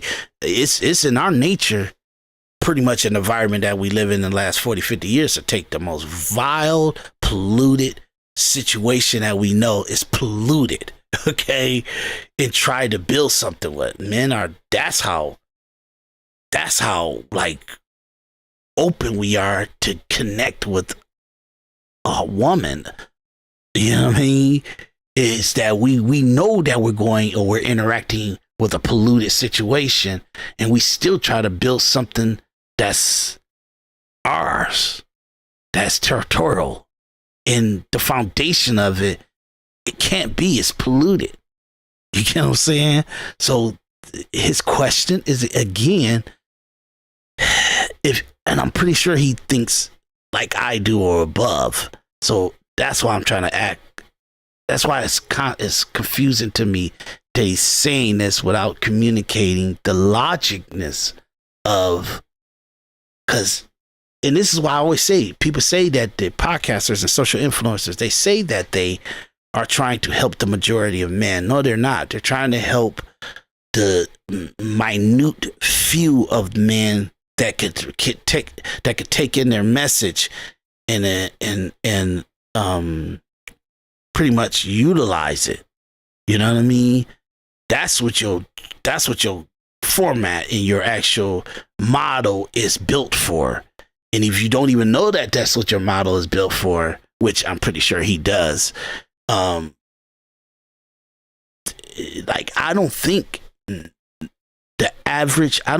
even people like Anton Daniels care about the majority of men and want to figure out what's the best thing for the majority of men, because the remedies are irrelevant and they're unrealistic. You get what I'm saying? So he can't, for his own function and his own greatness, he don't even want to put himself into the mindset of a garbage man that been working the garbage line for the last 10, 20 years. And his 20th year, he's finally getting up to $56 to $60 to $70,000 a year. And he wants a wife, he wants a family, and he wants a woman to be honored to him. You get what I'm saying? Like, I don't know if he wants, if a guy is making $40,000 a year, or let's say $50,000 a year, or even $35,000 a year, and they busting their ass and they doing the best they can from where they came from, and this is a better environment than where they came from, because they were dirt poor and they had the hand-me-down clothes from their brothers and stuff, and they never really had a where they could even like live in an apartment or something like that. And they finally get themselves into a situation where they doing that, and then their 5th or 10th year in the stuff situation that they're working at Walmart or Popeyes or McDonald's or something, they're finally in $35,000, $40,000, $45,000 area, and the society says that women should frown upon a guy like that, and he's looking at it like, I really push myself, and the more man makes, the more he tries to achieve more and more and more and more. His nature is natural. But do you think a man should go through his 30s to 50 years old, where he doesn't interact with a woman that want to marry him and have a kid with him, and then by the time he get 50, he's finally in the 60s or the $70,000 range, like, because he's in $40,000 range, from 35 to $27,000 to $45,000 through his 30s and through his late 20s, 30s, and his 40s, that he shouldn't have the utmost respect and honor to what he's trying to accomplish for his household. That's the majority of men conversation, and that's the conversation that you should have with every woman. And they say it sometimes, but then they go back on and they contradict themselves, that women should understand where they place in the valuation. If, like, I don't think, and this is what Kevin Samuels, he was talking about a lot, and I understand it even more now when he rated. Give me a second. When he rated women, and he made them have to rate themselves from 1 to 10, and he said you couldn't use 7 because everybody picked 7. But he would rate them, and why he would do that is he would make them understand where they fall in the value of them. So if you're a 5, go date a 5. You get what I'm saying? If you're a 4, then you should be grateful to have a 5. You get what I'm saying? In the dating pool, you shouldn't be a 4 and you think that you should get a man that's a 10, or a man that's a 7, or a man that's a 8, or a man that's a 6, or a man that's a 5. You're a 3. You're a 4. So you should be there where your likeness is, and that should be your standard.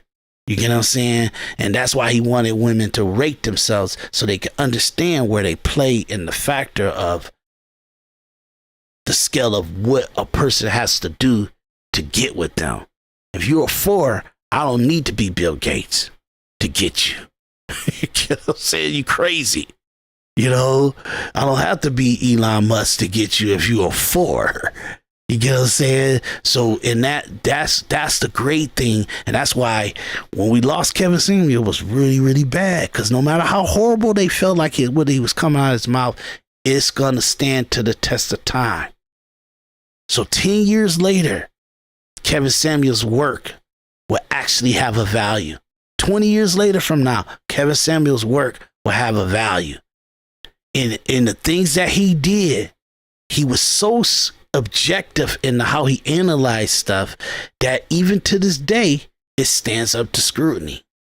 A lot of podcasters and social influencers, and they trying to peddle the middle. They trying to be favorable to the women in their lives or the women around them and all the other stuff, that they contradict themselves, where the things that they say, the idealism that they have, or the communication that they have, it actually gets contradicted in the next episode.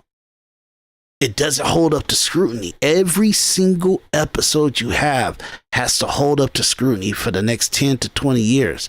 That's what great podcasting is. You get what I'm saying? That's a very rare thing.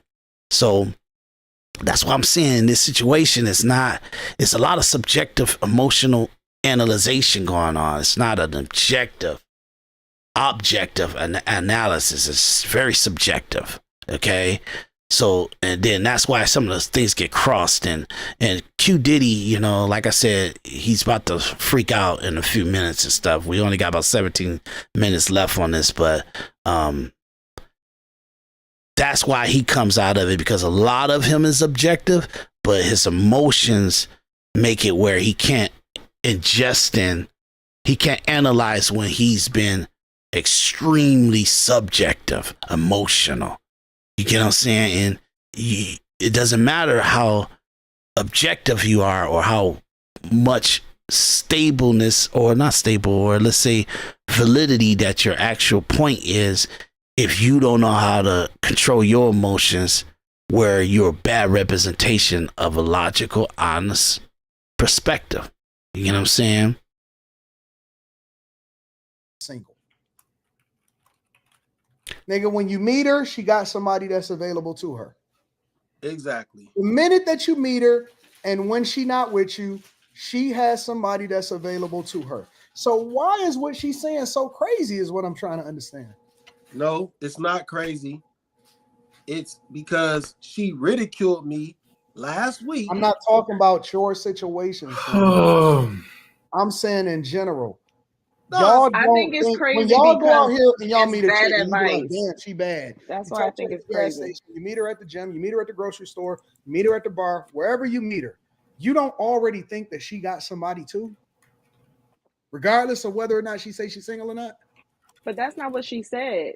Molly said if you're gonna if one guy is gonna be paying for you, you should have multiple guys contributing to that.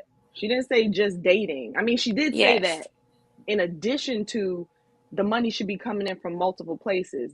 So even Carrie is kind of messing it up why she feels so really crazy about it, because the logicness of it is her saying that you should have multiple guys. You should be kind of polluting yourself with multiple guys because you gotta maintain those guys ain't gonna just give you money for nothing. They're not gonna pay for your lifestyle or entertain you for nothing. You're gonna be giving up something to them physically.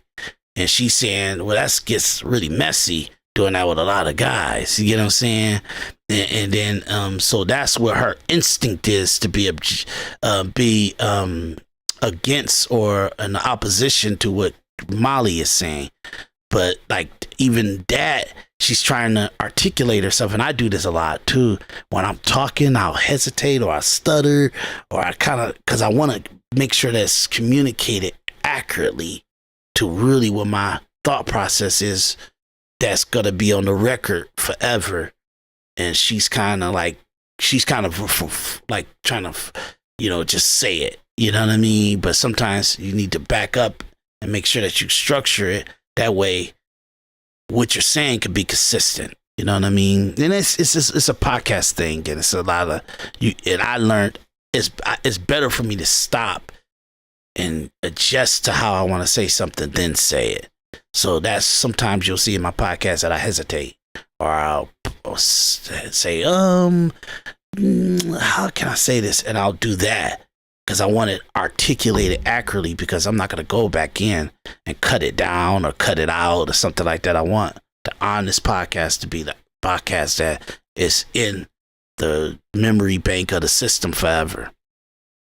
That was my big. About that. I'm not talking about the money part. But that's the main part of what Molly was saying. That's her opinion. But why would you, as a guy, give a fuck about what she got going on when she not with you? Is what I'm asking. I'm talking about it from a guy's lens. You can evaluate this from multiple different ways, right? You can look at it and say, "Oh, I agree or I disagree with you on Molly. I agree, I disagree with how whatever she said on Slimmy, whatever." What I'm saying is, as a guy, do y'all really even care? That's what I'm saying. Like the things that I ask are about like what movies you watch and stuff. Okay, let's stop the cap. No, I'm not about stuff all day. Anything a woman does. This is how let's stop the cap right now. This is really why. This is where it goes off board. So I'm gonna let it play and let it get to some stuff. But he's saying this conversation is ridiculous, and he was quiet and let them go. The way he came in is pretty bad though. Shut up, Molly. You don't get to talk about this. Bad. Yes, men care about what the woman they're courting are doing. Yes, men fucking Y'all care. just like crying about women all day. You're changing it, Quentin. You saying courting. That's not even a conversation. They care. A woman that they have interest in and they spending money on and they time on and they heart may be invested. He's married. He's wasting her time. We're not talking about this situation. Shut the fuck up. Shit. You shut up. You cut Quentin. Respectfully, you respectfully. cut everybody off. Yes, I do. Respectfully. Shut So up. sometimes knew you're it. gonna get cut off too, Hey. and you can cuss about it all you want. That's not gonna We're not change talking about anything. this woman. You're not my I'm father. talking about You do Anton. not I don't scare want to Pay be me a my fighter. Your money. cuss If I was words your do father, not me my scare money. I me. would have fucking Okay. had your I mama You told want to swallow get you, buck nigga. today, Quentin? I told Let's get y'all. buck today. Come on. I What told you want? y'all. Let's go. I don't know what y'all get it was buck No, means. you're I don't being know what that ghetto. means. I didn't even cuss I don't know you. what You get said an buck N-word every means. other I 5 don't know what seconds. that means. I don't know what that means. Come on. It's so funny. Yeah, Slimmy said, I told y'all, give me my money, give me my money. And I guess it decided to chat or something. He betted that Quentin was not going to be his self. I mean, he was going to be himself and he was going to go off the rail after he got laid or something over the last weekend of visiting some girl, which is another girl from the stream. I don't know why they try to keep it private, but they do.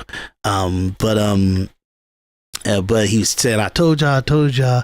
But like Quentin was right about no matter how the guy sees the woman, if she's a side piece, if she's a booty call or whatever, if he's interacting with her in constant interaction, he wants her isolated to himself.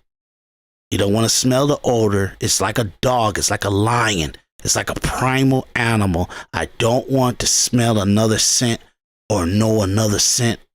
Homo sapiens is all about what we know and what our intuition is and what we think and what we communication it is. We don't ever want to know or think that you've been around another guy. That's just primal for a man. Okay, so he's right about that, but him telling her to shut up, and you know he said that she needs to shut up because she can't say anything about this because it's the conversation that Anton injected into the conversation is, why do a man care about it? It's stupid to say that a man don't care about a woman that he's messing around with, and it's our primal. That means what our innate ability and how we innately react to. It's our primal instinct that we do not want females that we mess around with, women that we mess around with, to be interacting with another male entity. Sexually, you get what I'm saying? So if we smell the aroma and the sexual energy or the sexual exchange and fluids of another man is vile to us. So that we're not like dogs and we're not like animals where we can scent and we can smell and we can taste something else going on. We know it by psychosis. So our thoughts, the communication, the interaction, if we think or we perceive or we hear or we communicate that there's another man interacting with this woman, it's polluted. It's like toxic. It's like something that we gotta push away. We get rid of. You get what I'm saying? So that's how a man's primal instincts is, and they're animalistic, and they're just the genetics of a man. How they react to a woman interacting with another man sexually interaction. Okay, so but his communication of it is not conduced into a panel, into respectful to the panel and everybody that's in the panel for long-term purposes, or even to make sure that it's entertaining. But that's what people like Anton Daniels and a lot of other good podcasters are. They're equating a lot of natural conversation, natural interaction conversation, and they're putting the actual standard of Fox News, CNN, where it's all professional and manipulation communication. Hey, we're supposed to keep it entertaining for the people that's watching. You guys are not supposed to come out of the pocket. Well, it's a natural conversation of natural human beings, and these people haven't went to school for journalism or broadcasting and stuff like that, where every single thing you keep in mind, this is for the entertainment, this is for the broadcasting, this is for the actual product of the media. This is my persona. It's an entertaining persona, and I should never get emotional where it's not all art, it's not all fake, it's not all acting. A certain part of you need to be acting, and you need to know you're in character. Oh, that when I said that, that's coming out of character. I gotta stay in character.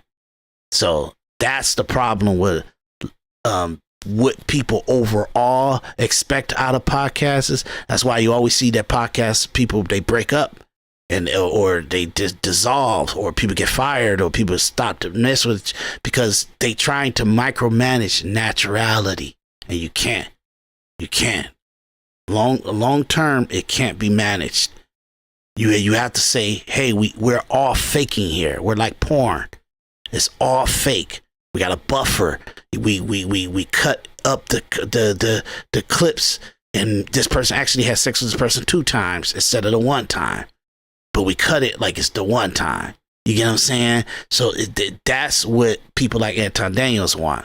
They want the presentation of it, the professionalism of it, but it's not a professional environment. It's a podcasting with human beings interacting with each other in human being, and it's not pre-rehearsed and pre-structured in lines that are like rehearsed, and the scenarios and conversations and performances are not like rehearsed in like a play where it could be communicated the same way over and over and over and over again. This is more reactive. You can understand, in real time, in real conversations, in real points, and that's why you're not going to be able to keep it clean. So that's what it is. Look, how they say, Qdiddy about to crash out. Every live, you're not gonna steamroll me though, okay? Yes, I am. No, you're not. You talking wrong. I was speaking to Anton, and you start speaking to the girl. I wasn't talking about the girl. You're not even talking about the say Anton. I'm muting everybody. I didn't think it would get to this point, but I gotta mute everybody. Come on, y'all. We can't call people out of their names, or we can't tell them to shut the fuck up. Quentin, Jesus. She wasn't even speaking to what I was speaking. If she cut me off and spoke to the point, fine. But she's not even talking about what I'm talking about. You can't tell people to shut the fuck up, Quentin. That is not right. And grown men don't talk to me like that in my real life. So at some point, you are gonna have to calm down. You probably don't. No, we just gotta establish that, because it's not gonna be weeks and weeks and days and months on these panels, and you're getting out of control. I don't get talked like that in real life. So let's pipe down. You were doing good those past couple times, Quentin, and I was chilling, but I'm not always in the mood. You have to respect the fact that I'm not always gonna be in the mood to take all of that. I don't need you to be in the mood.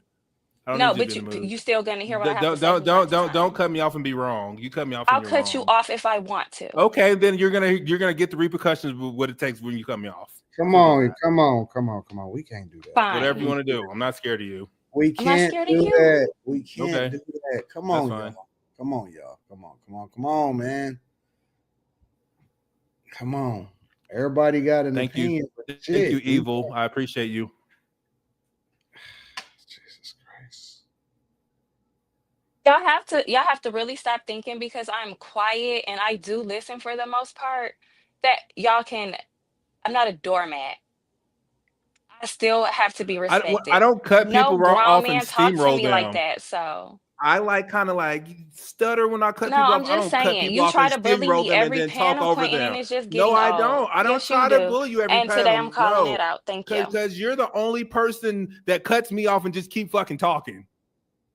I don't cut people off and keep talking. I shut the fuck up.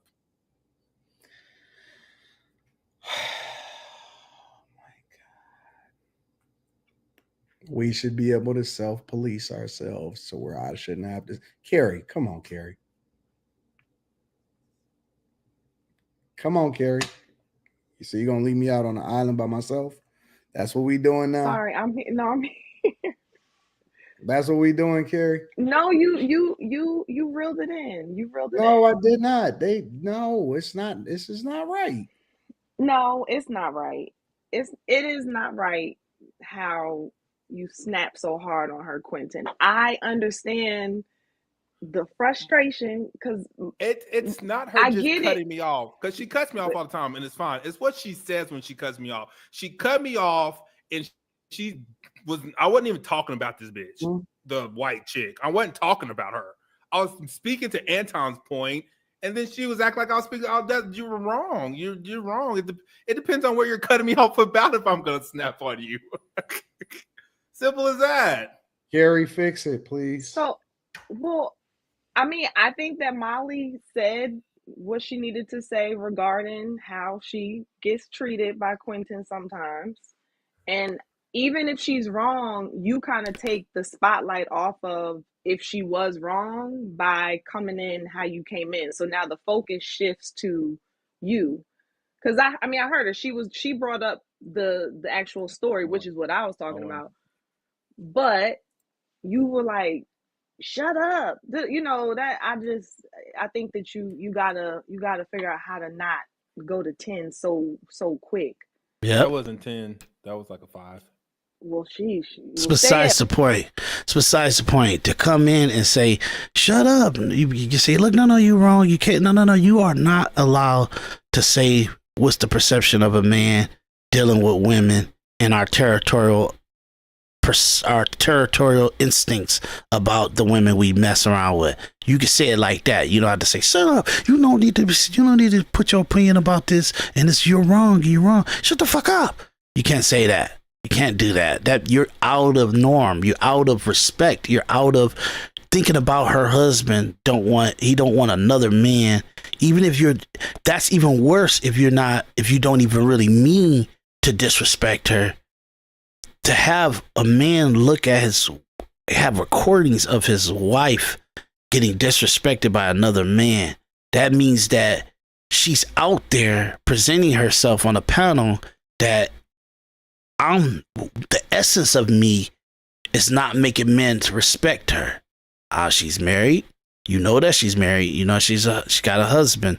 You don't want to insult another man because you wouldn't want another man to insult you to your being disrespectful to your wife.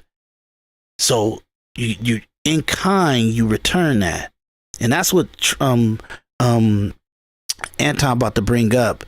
So, but I think that's the way his mind should have went immediately. You don't do that because you got to see how you will want your wife to be communicated to. At one, like figure out how to stay at one.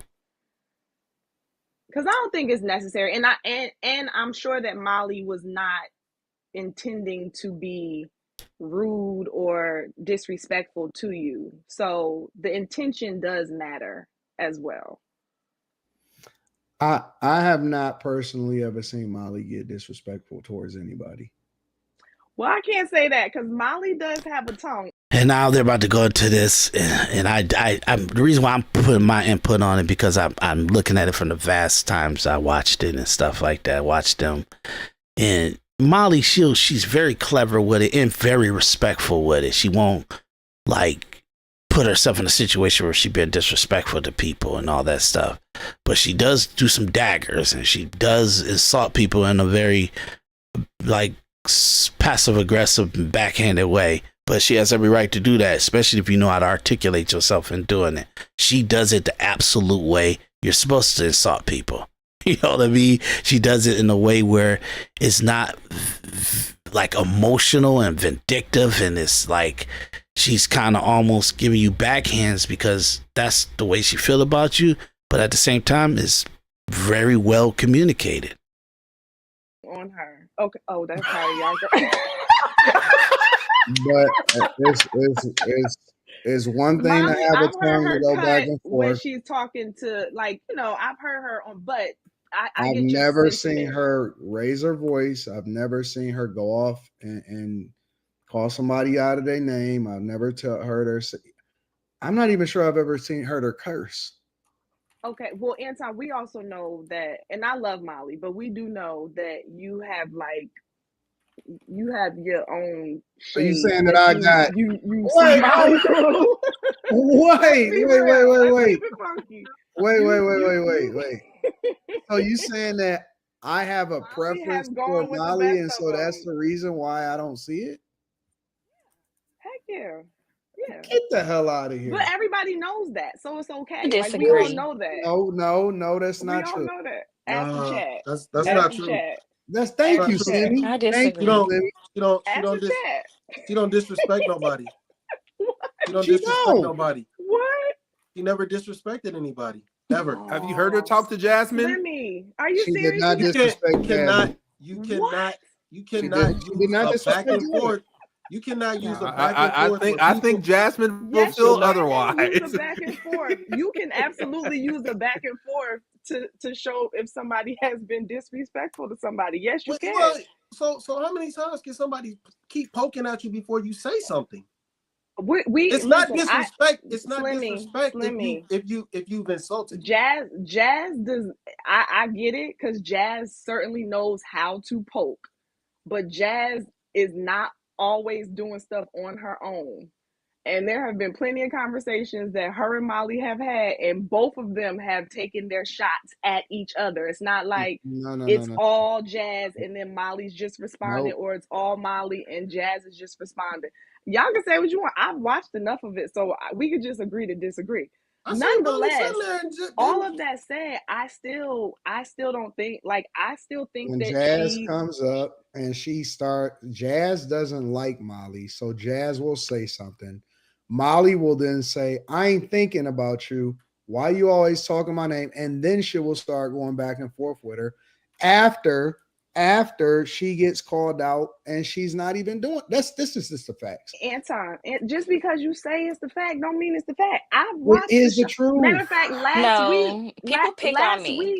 last week, Molly said it from the jump. She said, I don't have time for it tonight or something. If you bring up Jazz or somebody else, and Jazz wasn't even coming up for the show. So yeah, she was just saying that she didn't want Jazz to come up on the show. But what I'm saying is that she will bring stuff up too. She will initiate too. Like it's rare. Whether it's rare or not is not. That means it happens though. That's all but I'm where saying. Is the disrespect you part guys is what I'm saying. It's one thing to go back and forth. Locked in my head, but no. It's one thing to go back and forth with somebody, especially if you arguing a point passionately. It's another thing to go back and forth with somebody when they call you out and for you to, you know what I'm saying, jab back and forth with them. What I'm trying to figure out is, honestly, I have never seen Slimmy get disrespectful. I've never seen you get disrespectful, and I've never seen Molly get disrespectful. The only two people that has ever gotten disrespectful on this is probably me and Quentin. That's it. And I'm saying that we can totally agree to disagree, because some of the conversations that I've seen her and Jazz in particular, but even other people go back and forth with, Molly knows how to throw those darts. She does. And listen. So people better leave me alone. But no. Now listen. Especially if they don't know me in real life. And now listen, Molly, I'm not saying it in a way where it's like, Molly, you're disrespectful. Women are up here respecting you. Listen, I get it. It's par for the course. If somebody's coming at you, you come at them. Somebody come, like, I get it. But to be like, I've never heard Molly say anything disrespectful. That's disingenuous. I have never heard her say anything disrespectful. Which is why I said you got the Molly shades on. And don't initiate it. Give me one example. I can't, because I don't have their transcript. You would have to just pull up a clip of Molly and Jazz. Yeah, like her insulting people or responding to people that gets put her in a kind of situation where she does assault like men and black men and stuff like that without even being initiated. I heard her do that before, but it's in the conversation though. She's having a conversation. It's banter. It's philosophical belief of like the weakness of black men and all that stuff like that. And it's in conversations about the gender war. That's just the way it is, but she's not like initiating it, and she's giving her opinion on certain situations, certain topics, and all the other stuff. So she's very cordial even in her insults, and she's doing it the exact way that you should do it. So she's kind of I understand the point that Carrie trying to make, but she's losing it in the translation of the conversation that Anton is communicating, how rude and disrespectful Quentin is in the actual panel, and the people that's your team, dude. You could attack the people in the chat, you could attack guests, people that come on, but you don't the people that's on this thing, Anton, Molly, Slimmy, and Carrie, you gotta be somewhat respectful to those people. If you got any major verbal disrespectful stuff you want to say to them, you say it off camera. Y'all all got a personal chat room that y'all have that's for this team and everything, and you probably have personal Zooms and stuff that you have with the team. You don't communicate that stuff on air. You don't disrespect on air. You don't show a division in the team on air. That's real. Like this division. And that's what you're about to see. Give me one. I don't have a transcript. I in can my remember head, last week when the last time Jazz was up here, she was trying to like diffuse the situation, and Molly just kept talking. Yeah, What? because don't start with me and then think you're gonna diffuse something, That's still and not I'm not gonna defend myself. That That's has not nothing to do with disrespect. Y'all keep trying to move the goalposts. No, I don't y'all know who moving the y'all think I goalposts. am. That's y'all problem. That y'all have the wrong impression of me and think I'm just gonna let y'all say whatever y'all want to say to me. Nah, just That's y'all fault. Molly, just relax. Just relax. I am. I'm honestly, I'm very cool. It's not bothering me. But people have to understand I don't get talked like that by the people in my life. So at some point you're gonna have to pipe down. And I Respectfully. I'm gonna be me if I'm gonna be who think I that am, is and if y'all fair. don't, if And I am it doesn't too. sit well, then that's just No, what no, it no, is. no, Same no, here. no. I think that's fair. I don't think that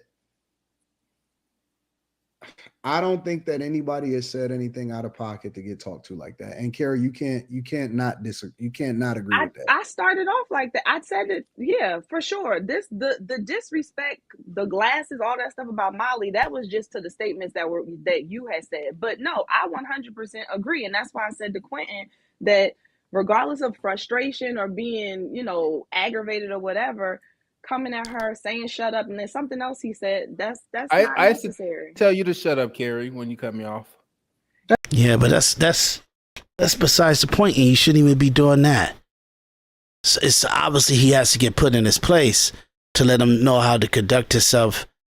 You don't tell people to shut up. No, you don't tell a human being to shut up, and especially it's a man's property. You don't do that because it's disrespectful. You can say, "Hey, no, I totally disagree. I think that's ridiculous what you just said," or your opinion on that is pretty asinine, or it's not smart, or something like that. You can say that, but you don't say, "Shut up, shut up, shut up." Hey, you shut up, woman. Don't say nothing. When a man's speaking, don't say nothing.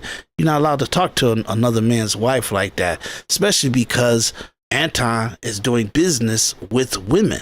So you have to adjust to doing business with women, that you don't have how you deal with women in your actual masculinity and in your home environment and in your structure of how your life is. You don't deal with them like that. You deal with them in a work environment, and you have to respect them individually because they are women that are in the workforce, and they do have a masculine owner that you have to respect his property, even if it's out there in the workforce. I know that sounds very chauvinist what I just said, but that's the way it is, ladies. When you have a man that's actually is the leader of your household, other men must respect that household and the leader of that household, even if you're in the workforce. That's why a respect of that woman should transition even when she leaves the house, because it's an extension of a man's household and a man's name and his entity. That's not right either, though. It doesn't matter. This shit is wrong. Is my point.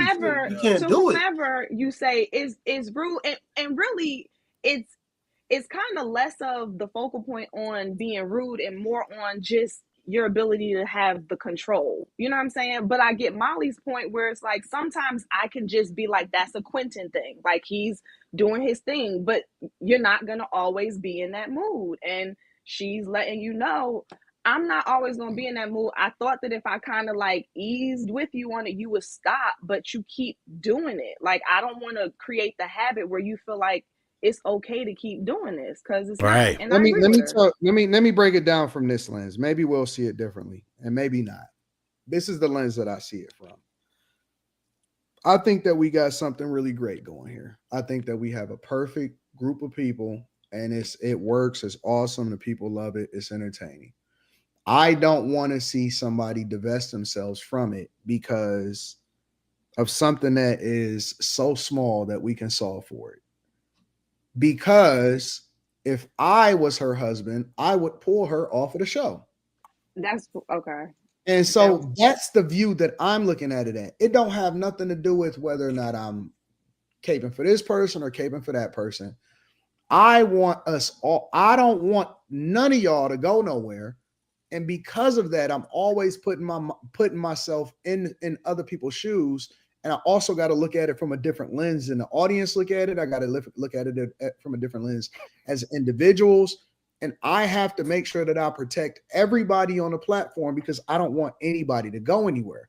Now, if Quentin and Slimmy get into it, I don't give a fuck. And I might step in here and there, but I don't care if my chick up on a panel and it happened once. Okay, you know what? I ain't gonna trip about it. Happened twice. You know what? That's a little wild. Mm-hmm. I'm pulling her off the fucking channel. And I don't want to have that conversation with her offline. I don't want to have that conversation with her guy. I don't want to have to be begging and pleading for something that shouldn't even be there in the first place. You know what I'm saying? So that's a great point. And that's why even earlier in the show, I was responding to because he made that point. And I thought it was awesome and I thought it was accurate as hell because that's the bigger picture. That's the like it should always be there. It should always be there. Even if you've been a person on a panelist and it's very natural, you should automatically know like, hey, there's a certain amount of communication and interaction that I can have with even deceased people that are somewhat professional and somewhat humane to the conditions of you have to respect the entity. You get what I'm saying? So his point is saying how much this is detrimental to the business. He doesn't want to get rid of Qdiddy, but he absolutely will if you crossing the line with understanding the respect of how everybody should be. And I already pre-warned you. I cut this off before I put it on commercial break to communicate it verbally that you don't talk to her like that. Don't communicate yourself like that to nobody on the panel where it will be where we can't even stay human beings with each other because it's so disrespectful. It's so out of the situation that we could kind of pull back and say, oh, it was just us having a heated conversation, but we didn't interject anything disrespectful to personally to each other. Once you go to disrespecting each other or disrespecting somebody, and then you do it after people say, hey, you wasn't disrespected like that and you did it, and don't do it again, and then you do it again. And then when I explain this to you, what's the bigger picture of it? This is how destructive what you're doing is and where it can go to the bigger picture of it. And then you're disrespectful after that, problem. That's the view that I'm looking at it as. I don't care if people get passionate. I don't care if people say whatever they want to say, but we gotta have some level of decorum because it then puts me in a difficult situation because I'm trying to build something with y'all that I think is gonna be great in the future. And I don't want to be cut short from something that we can control because we all adults and we can control how we react to stuff. It's one thing to be passionate, it's another thing to be disrespectful. That's all I'm saying. My name's Qdiddy for a reason, respectfully. If that doesn't sit well with the people or how I act, then it just is what it is. In my real life, people don't cut me off. In my real life, when people cut me off, they hear my mouth. In real life, when people disrespect me, they hear my mouth. Okay, and women don't disrespect me. And men don't disrespect me. So Quentin, what is your point? You want to get back to the topic, or you want to keep trying to prove? I wasn't talking to you. Does it feel good picking on a smaller woman? Does that make you feel picking manly? on you. I'm not picking on you. Does it make you feel manly to cuss me out every episode? When people, I didn't cuss you out. I said shut the hell up. You feel machismo? I don't know what that means. Because I'm very All respectful. right, But today, if you want it, I had some other subjects, but I ain't even gonna fuck with it tonight. I don't feel like it, so we could just end this shit.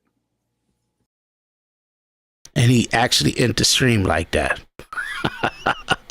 That's exactly how he ended the stream. It just cut it off. It just went cut. No exit, no nothing. It just cut. I think he probably had a major conversation with Qdiddy, and if Qdiddy, if he's had a second longer or maybe a minute longer with his posture of saying, "My name is Qdiddy, and if you don't like it," if he said that 1 second, 1 minute longer when they went off air and he had a personal conversation, Anton had a personal conversation with Qdiddy, I can't see him being part of the crew anymore. That's why I labeled it, said that Qdiddy just get himself fired. And I think so, because I don't think that Qdiddy, I don't think he was in the right mindset to understand if you say 1 second more disrespect to after Anton communicated the bigger picture of the situation, and then you said my name is Qdiddy, that's why my name is Qdiddy, and if you don't like it, blah blah blah. After that, and he cuts the stream, and if he went into a personal conversation with Qdiddy, and if Qdiddy went 1 second more in that disrespectful mindset, I'm pretty sure he just detached from him. So I can't see that Qdiddy understood the level of how much he fucked up by him cutting the stream. You get what I'm saying? And how much he needed to adjust himself forever. Not that we'll do this again, we'll have this conversation again. You need to say something to me at this time to let me know that this will never happen and I will never have to police it. You gonna police it yourself every single time from this moment on. I just don't think that he would have been in the right mindset or even knew what to say at that time to make sure that he could keep this relationship going. So that's why I said, did Qdiddy just get himself fired? And I think he did. If I'm wrong, that's cool. And maybe it's because they have a better understanding. Maybe that Qdiddy understood once he cut that stream, this was bad. And he adjusted. You get what I'm saying? And if he adjusted and it's still a relationship that they have, then that's good. You get what I'm saying? But I think that Qdiddy just got himself fired. And if I'm wrong, that's okay.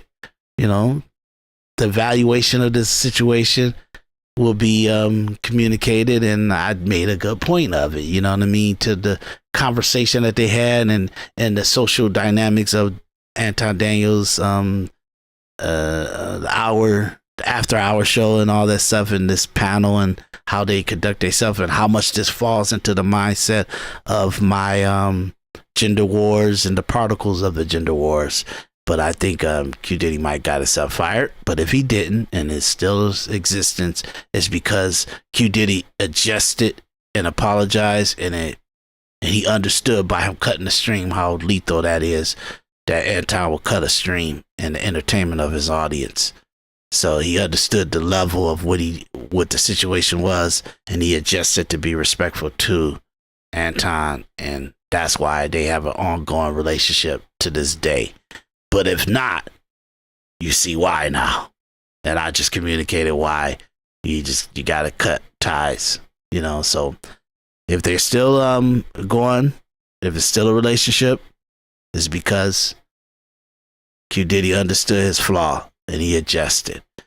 This is my point on the Anton Daniels show. Please go check him out on AntonDaniels.com. It's a great platform. He's a great communicator. He's a great person. He has the Patreon for $10. I think it's $15 if you don't come in the beginning of the month. But he gives a lot of business acumen, advice, and stuff like that. And it's once you pay the $15, it's literally for everything that's in the Patreon. So maybe I'm not supposed to say that, but it normally was $10. So I just wanted to let people know, just in case they come on there. But I don't know. He might move up the amount, you know, but I do know it was at 3 price ranges and stuff like that. But anyway, look, Anton Daniels at AntonDaniels.com. This is my point of view on this Individual Perspective Podcast. My name is Daris D. McKinney. Please like, follow, and subscribe. Like, follow, and subscribe. I need the engagement, you guys. I need it.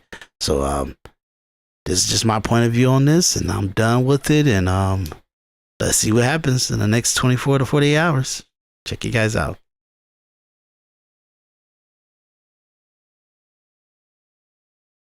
A lot of stuff, man. I tell you, it's heartbreaking because podcasting is a new forum because you have everyday people on a platform like a major cable network, and they're gonna have to manage themselves enough to know where the line is and where the professional respect should be to the head of the platform, that you pull yourself back no matter if you're individual. You decided to be a collaborator on a platform that you're not creating. So you can be replaced, you will be replaced, but if not, it's because Anton is really fighting. He's really fighting for the people on this panel to where he's going.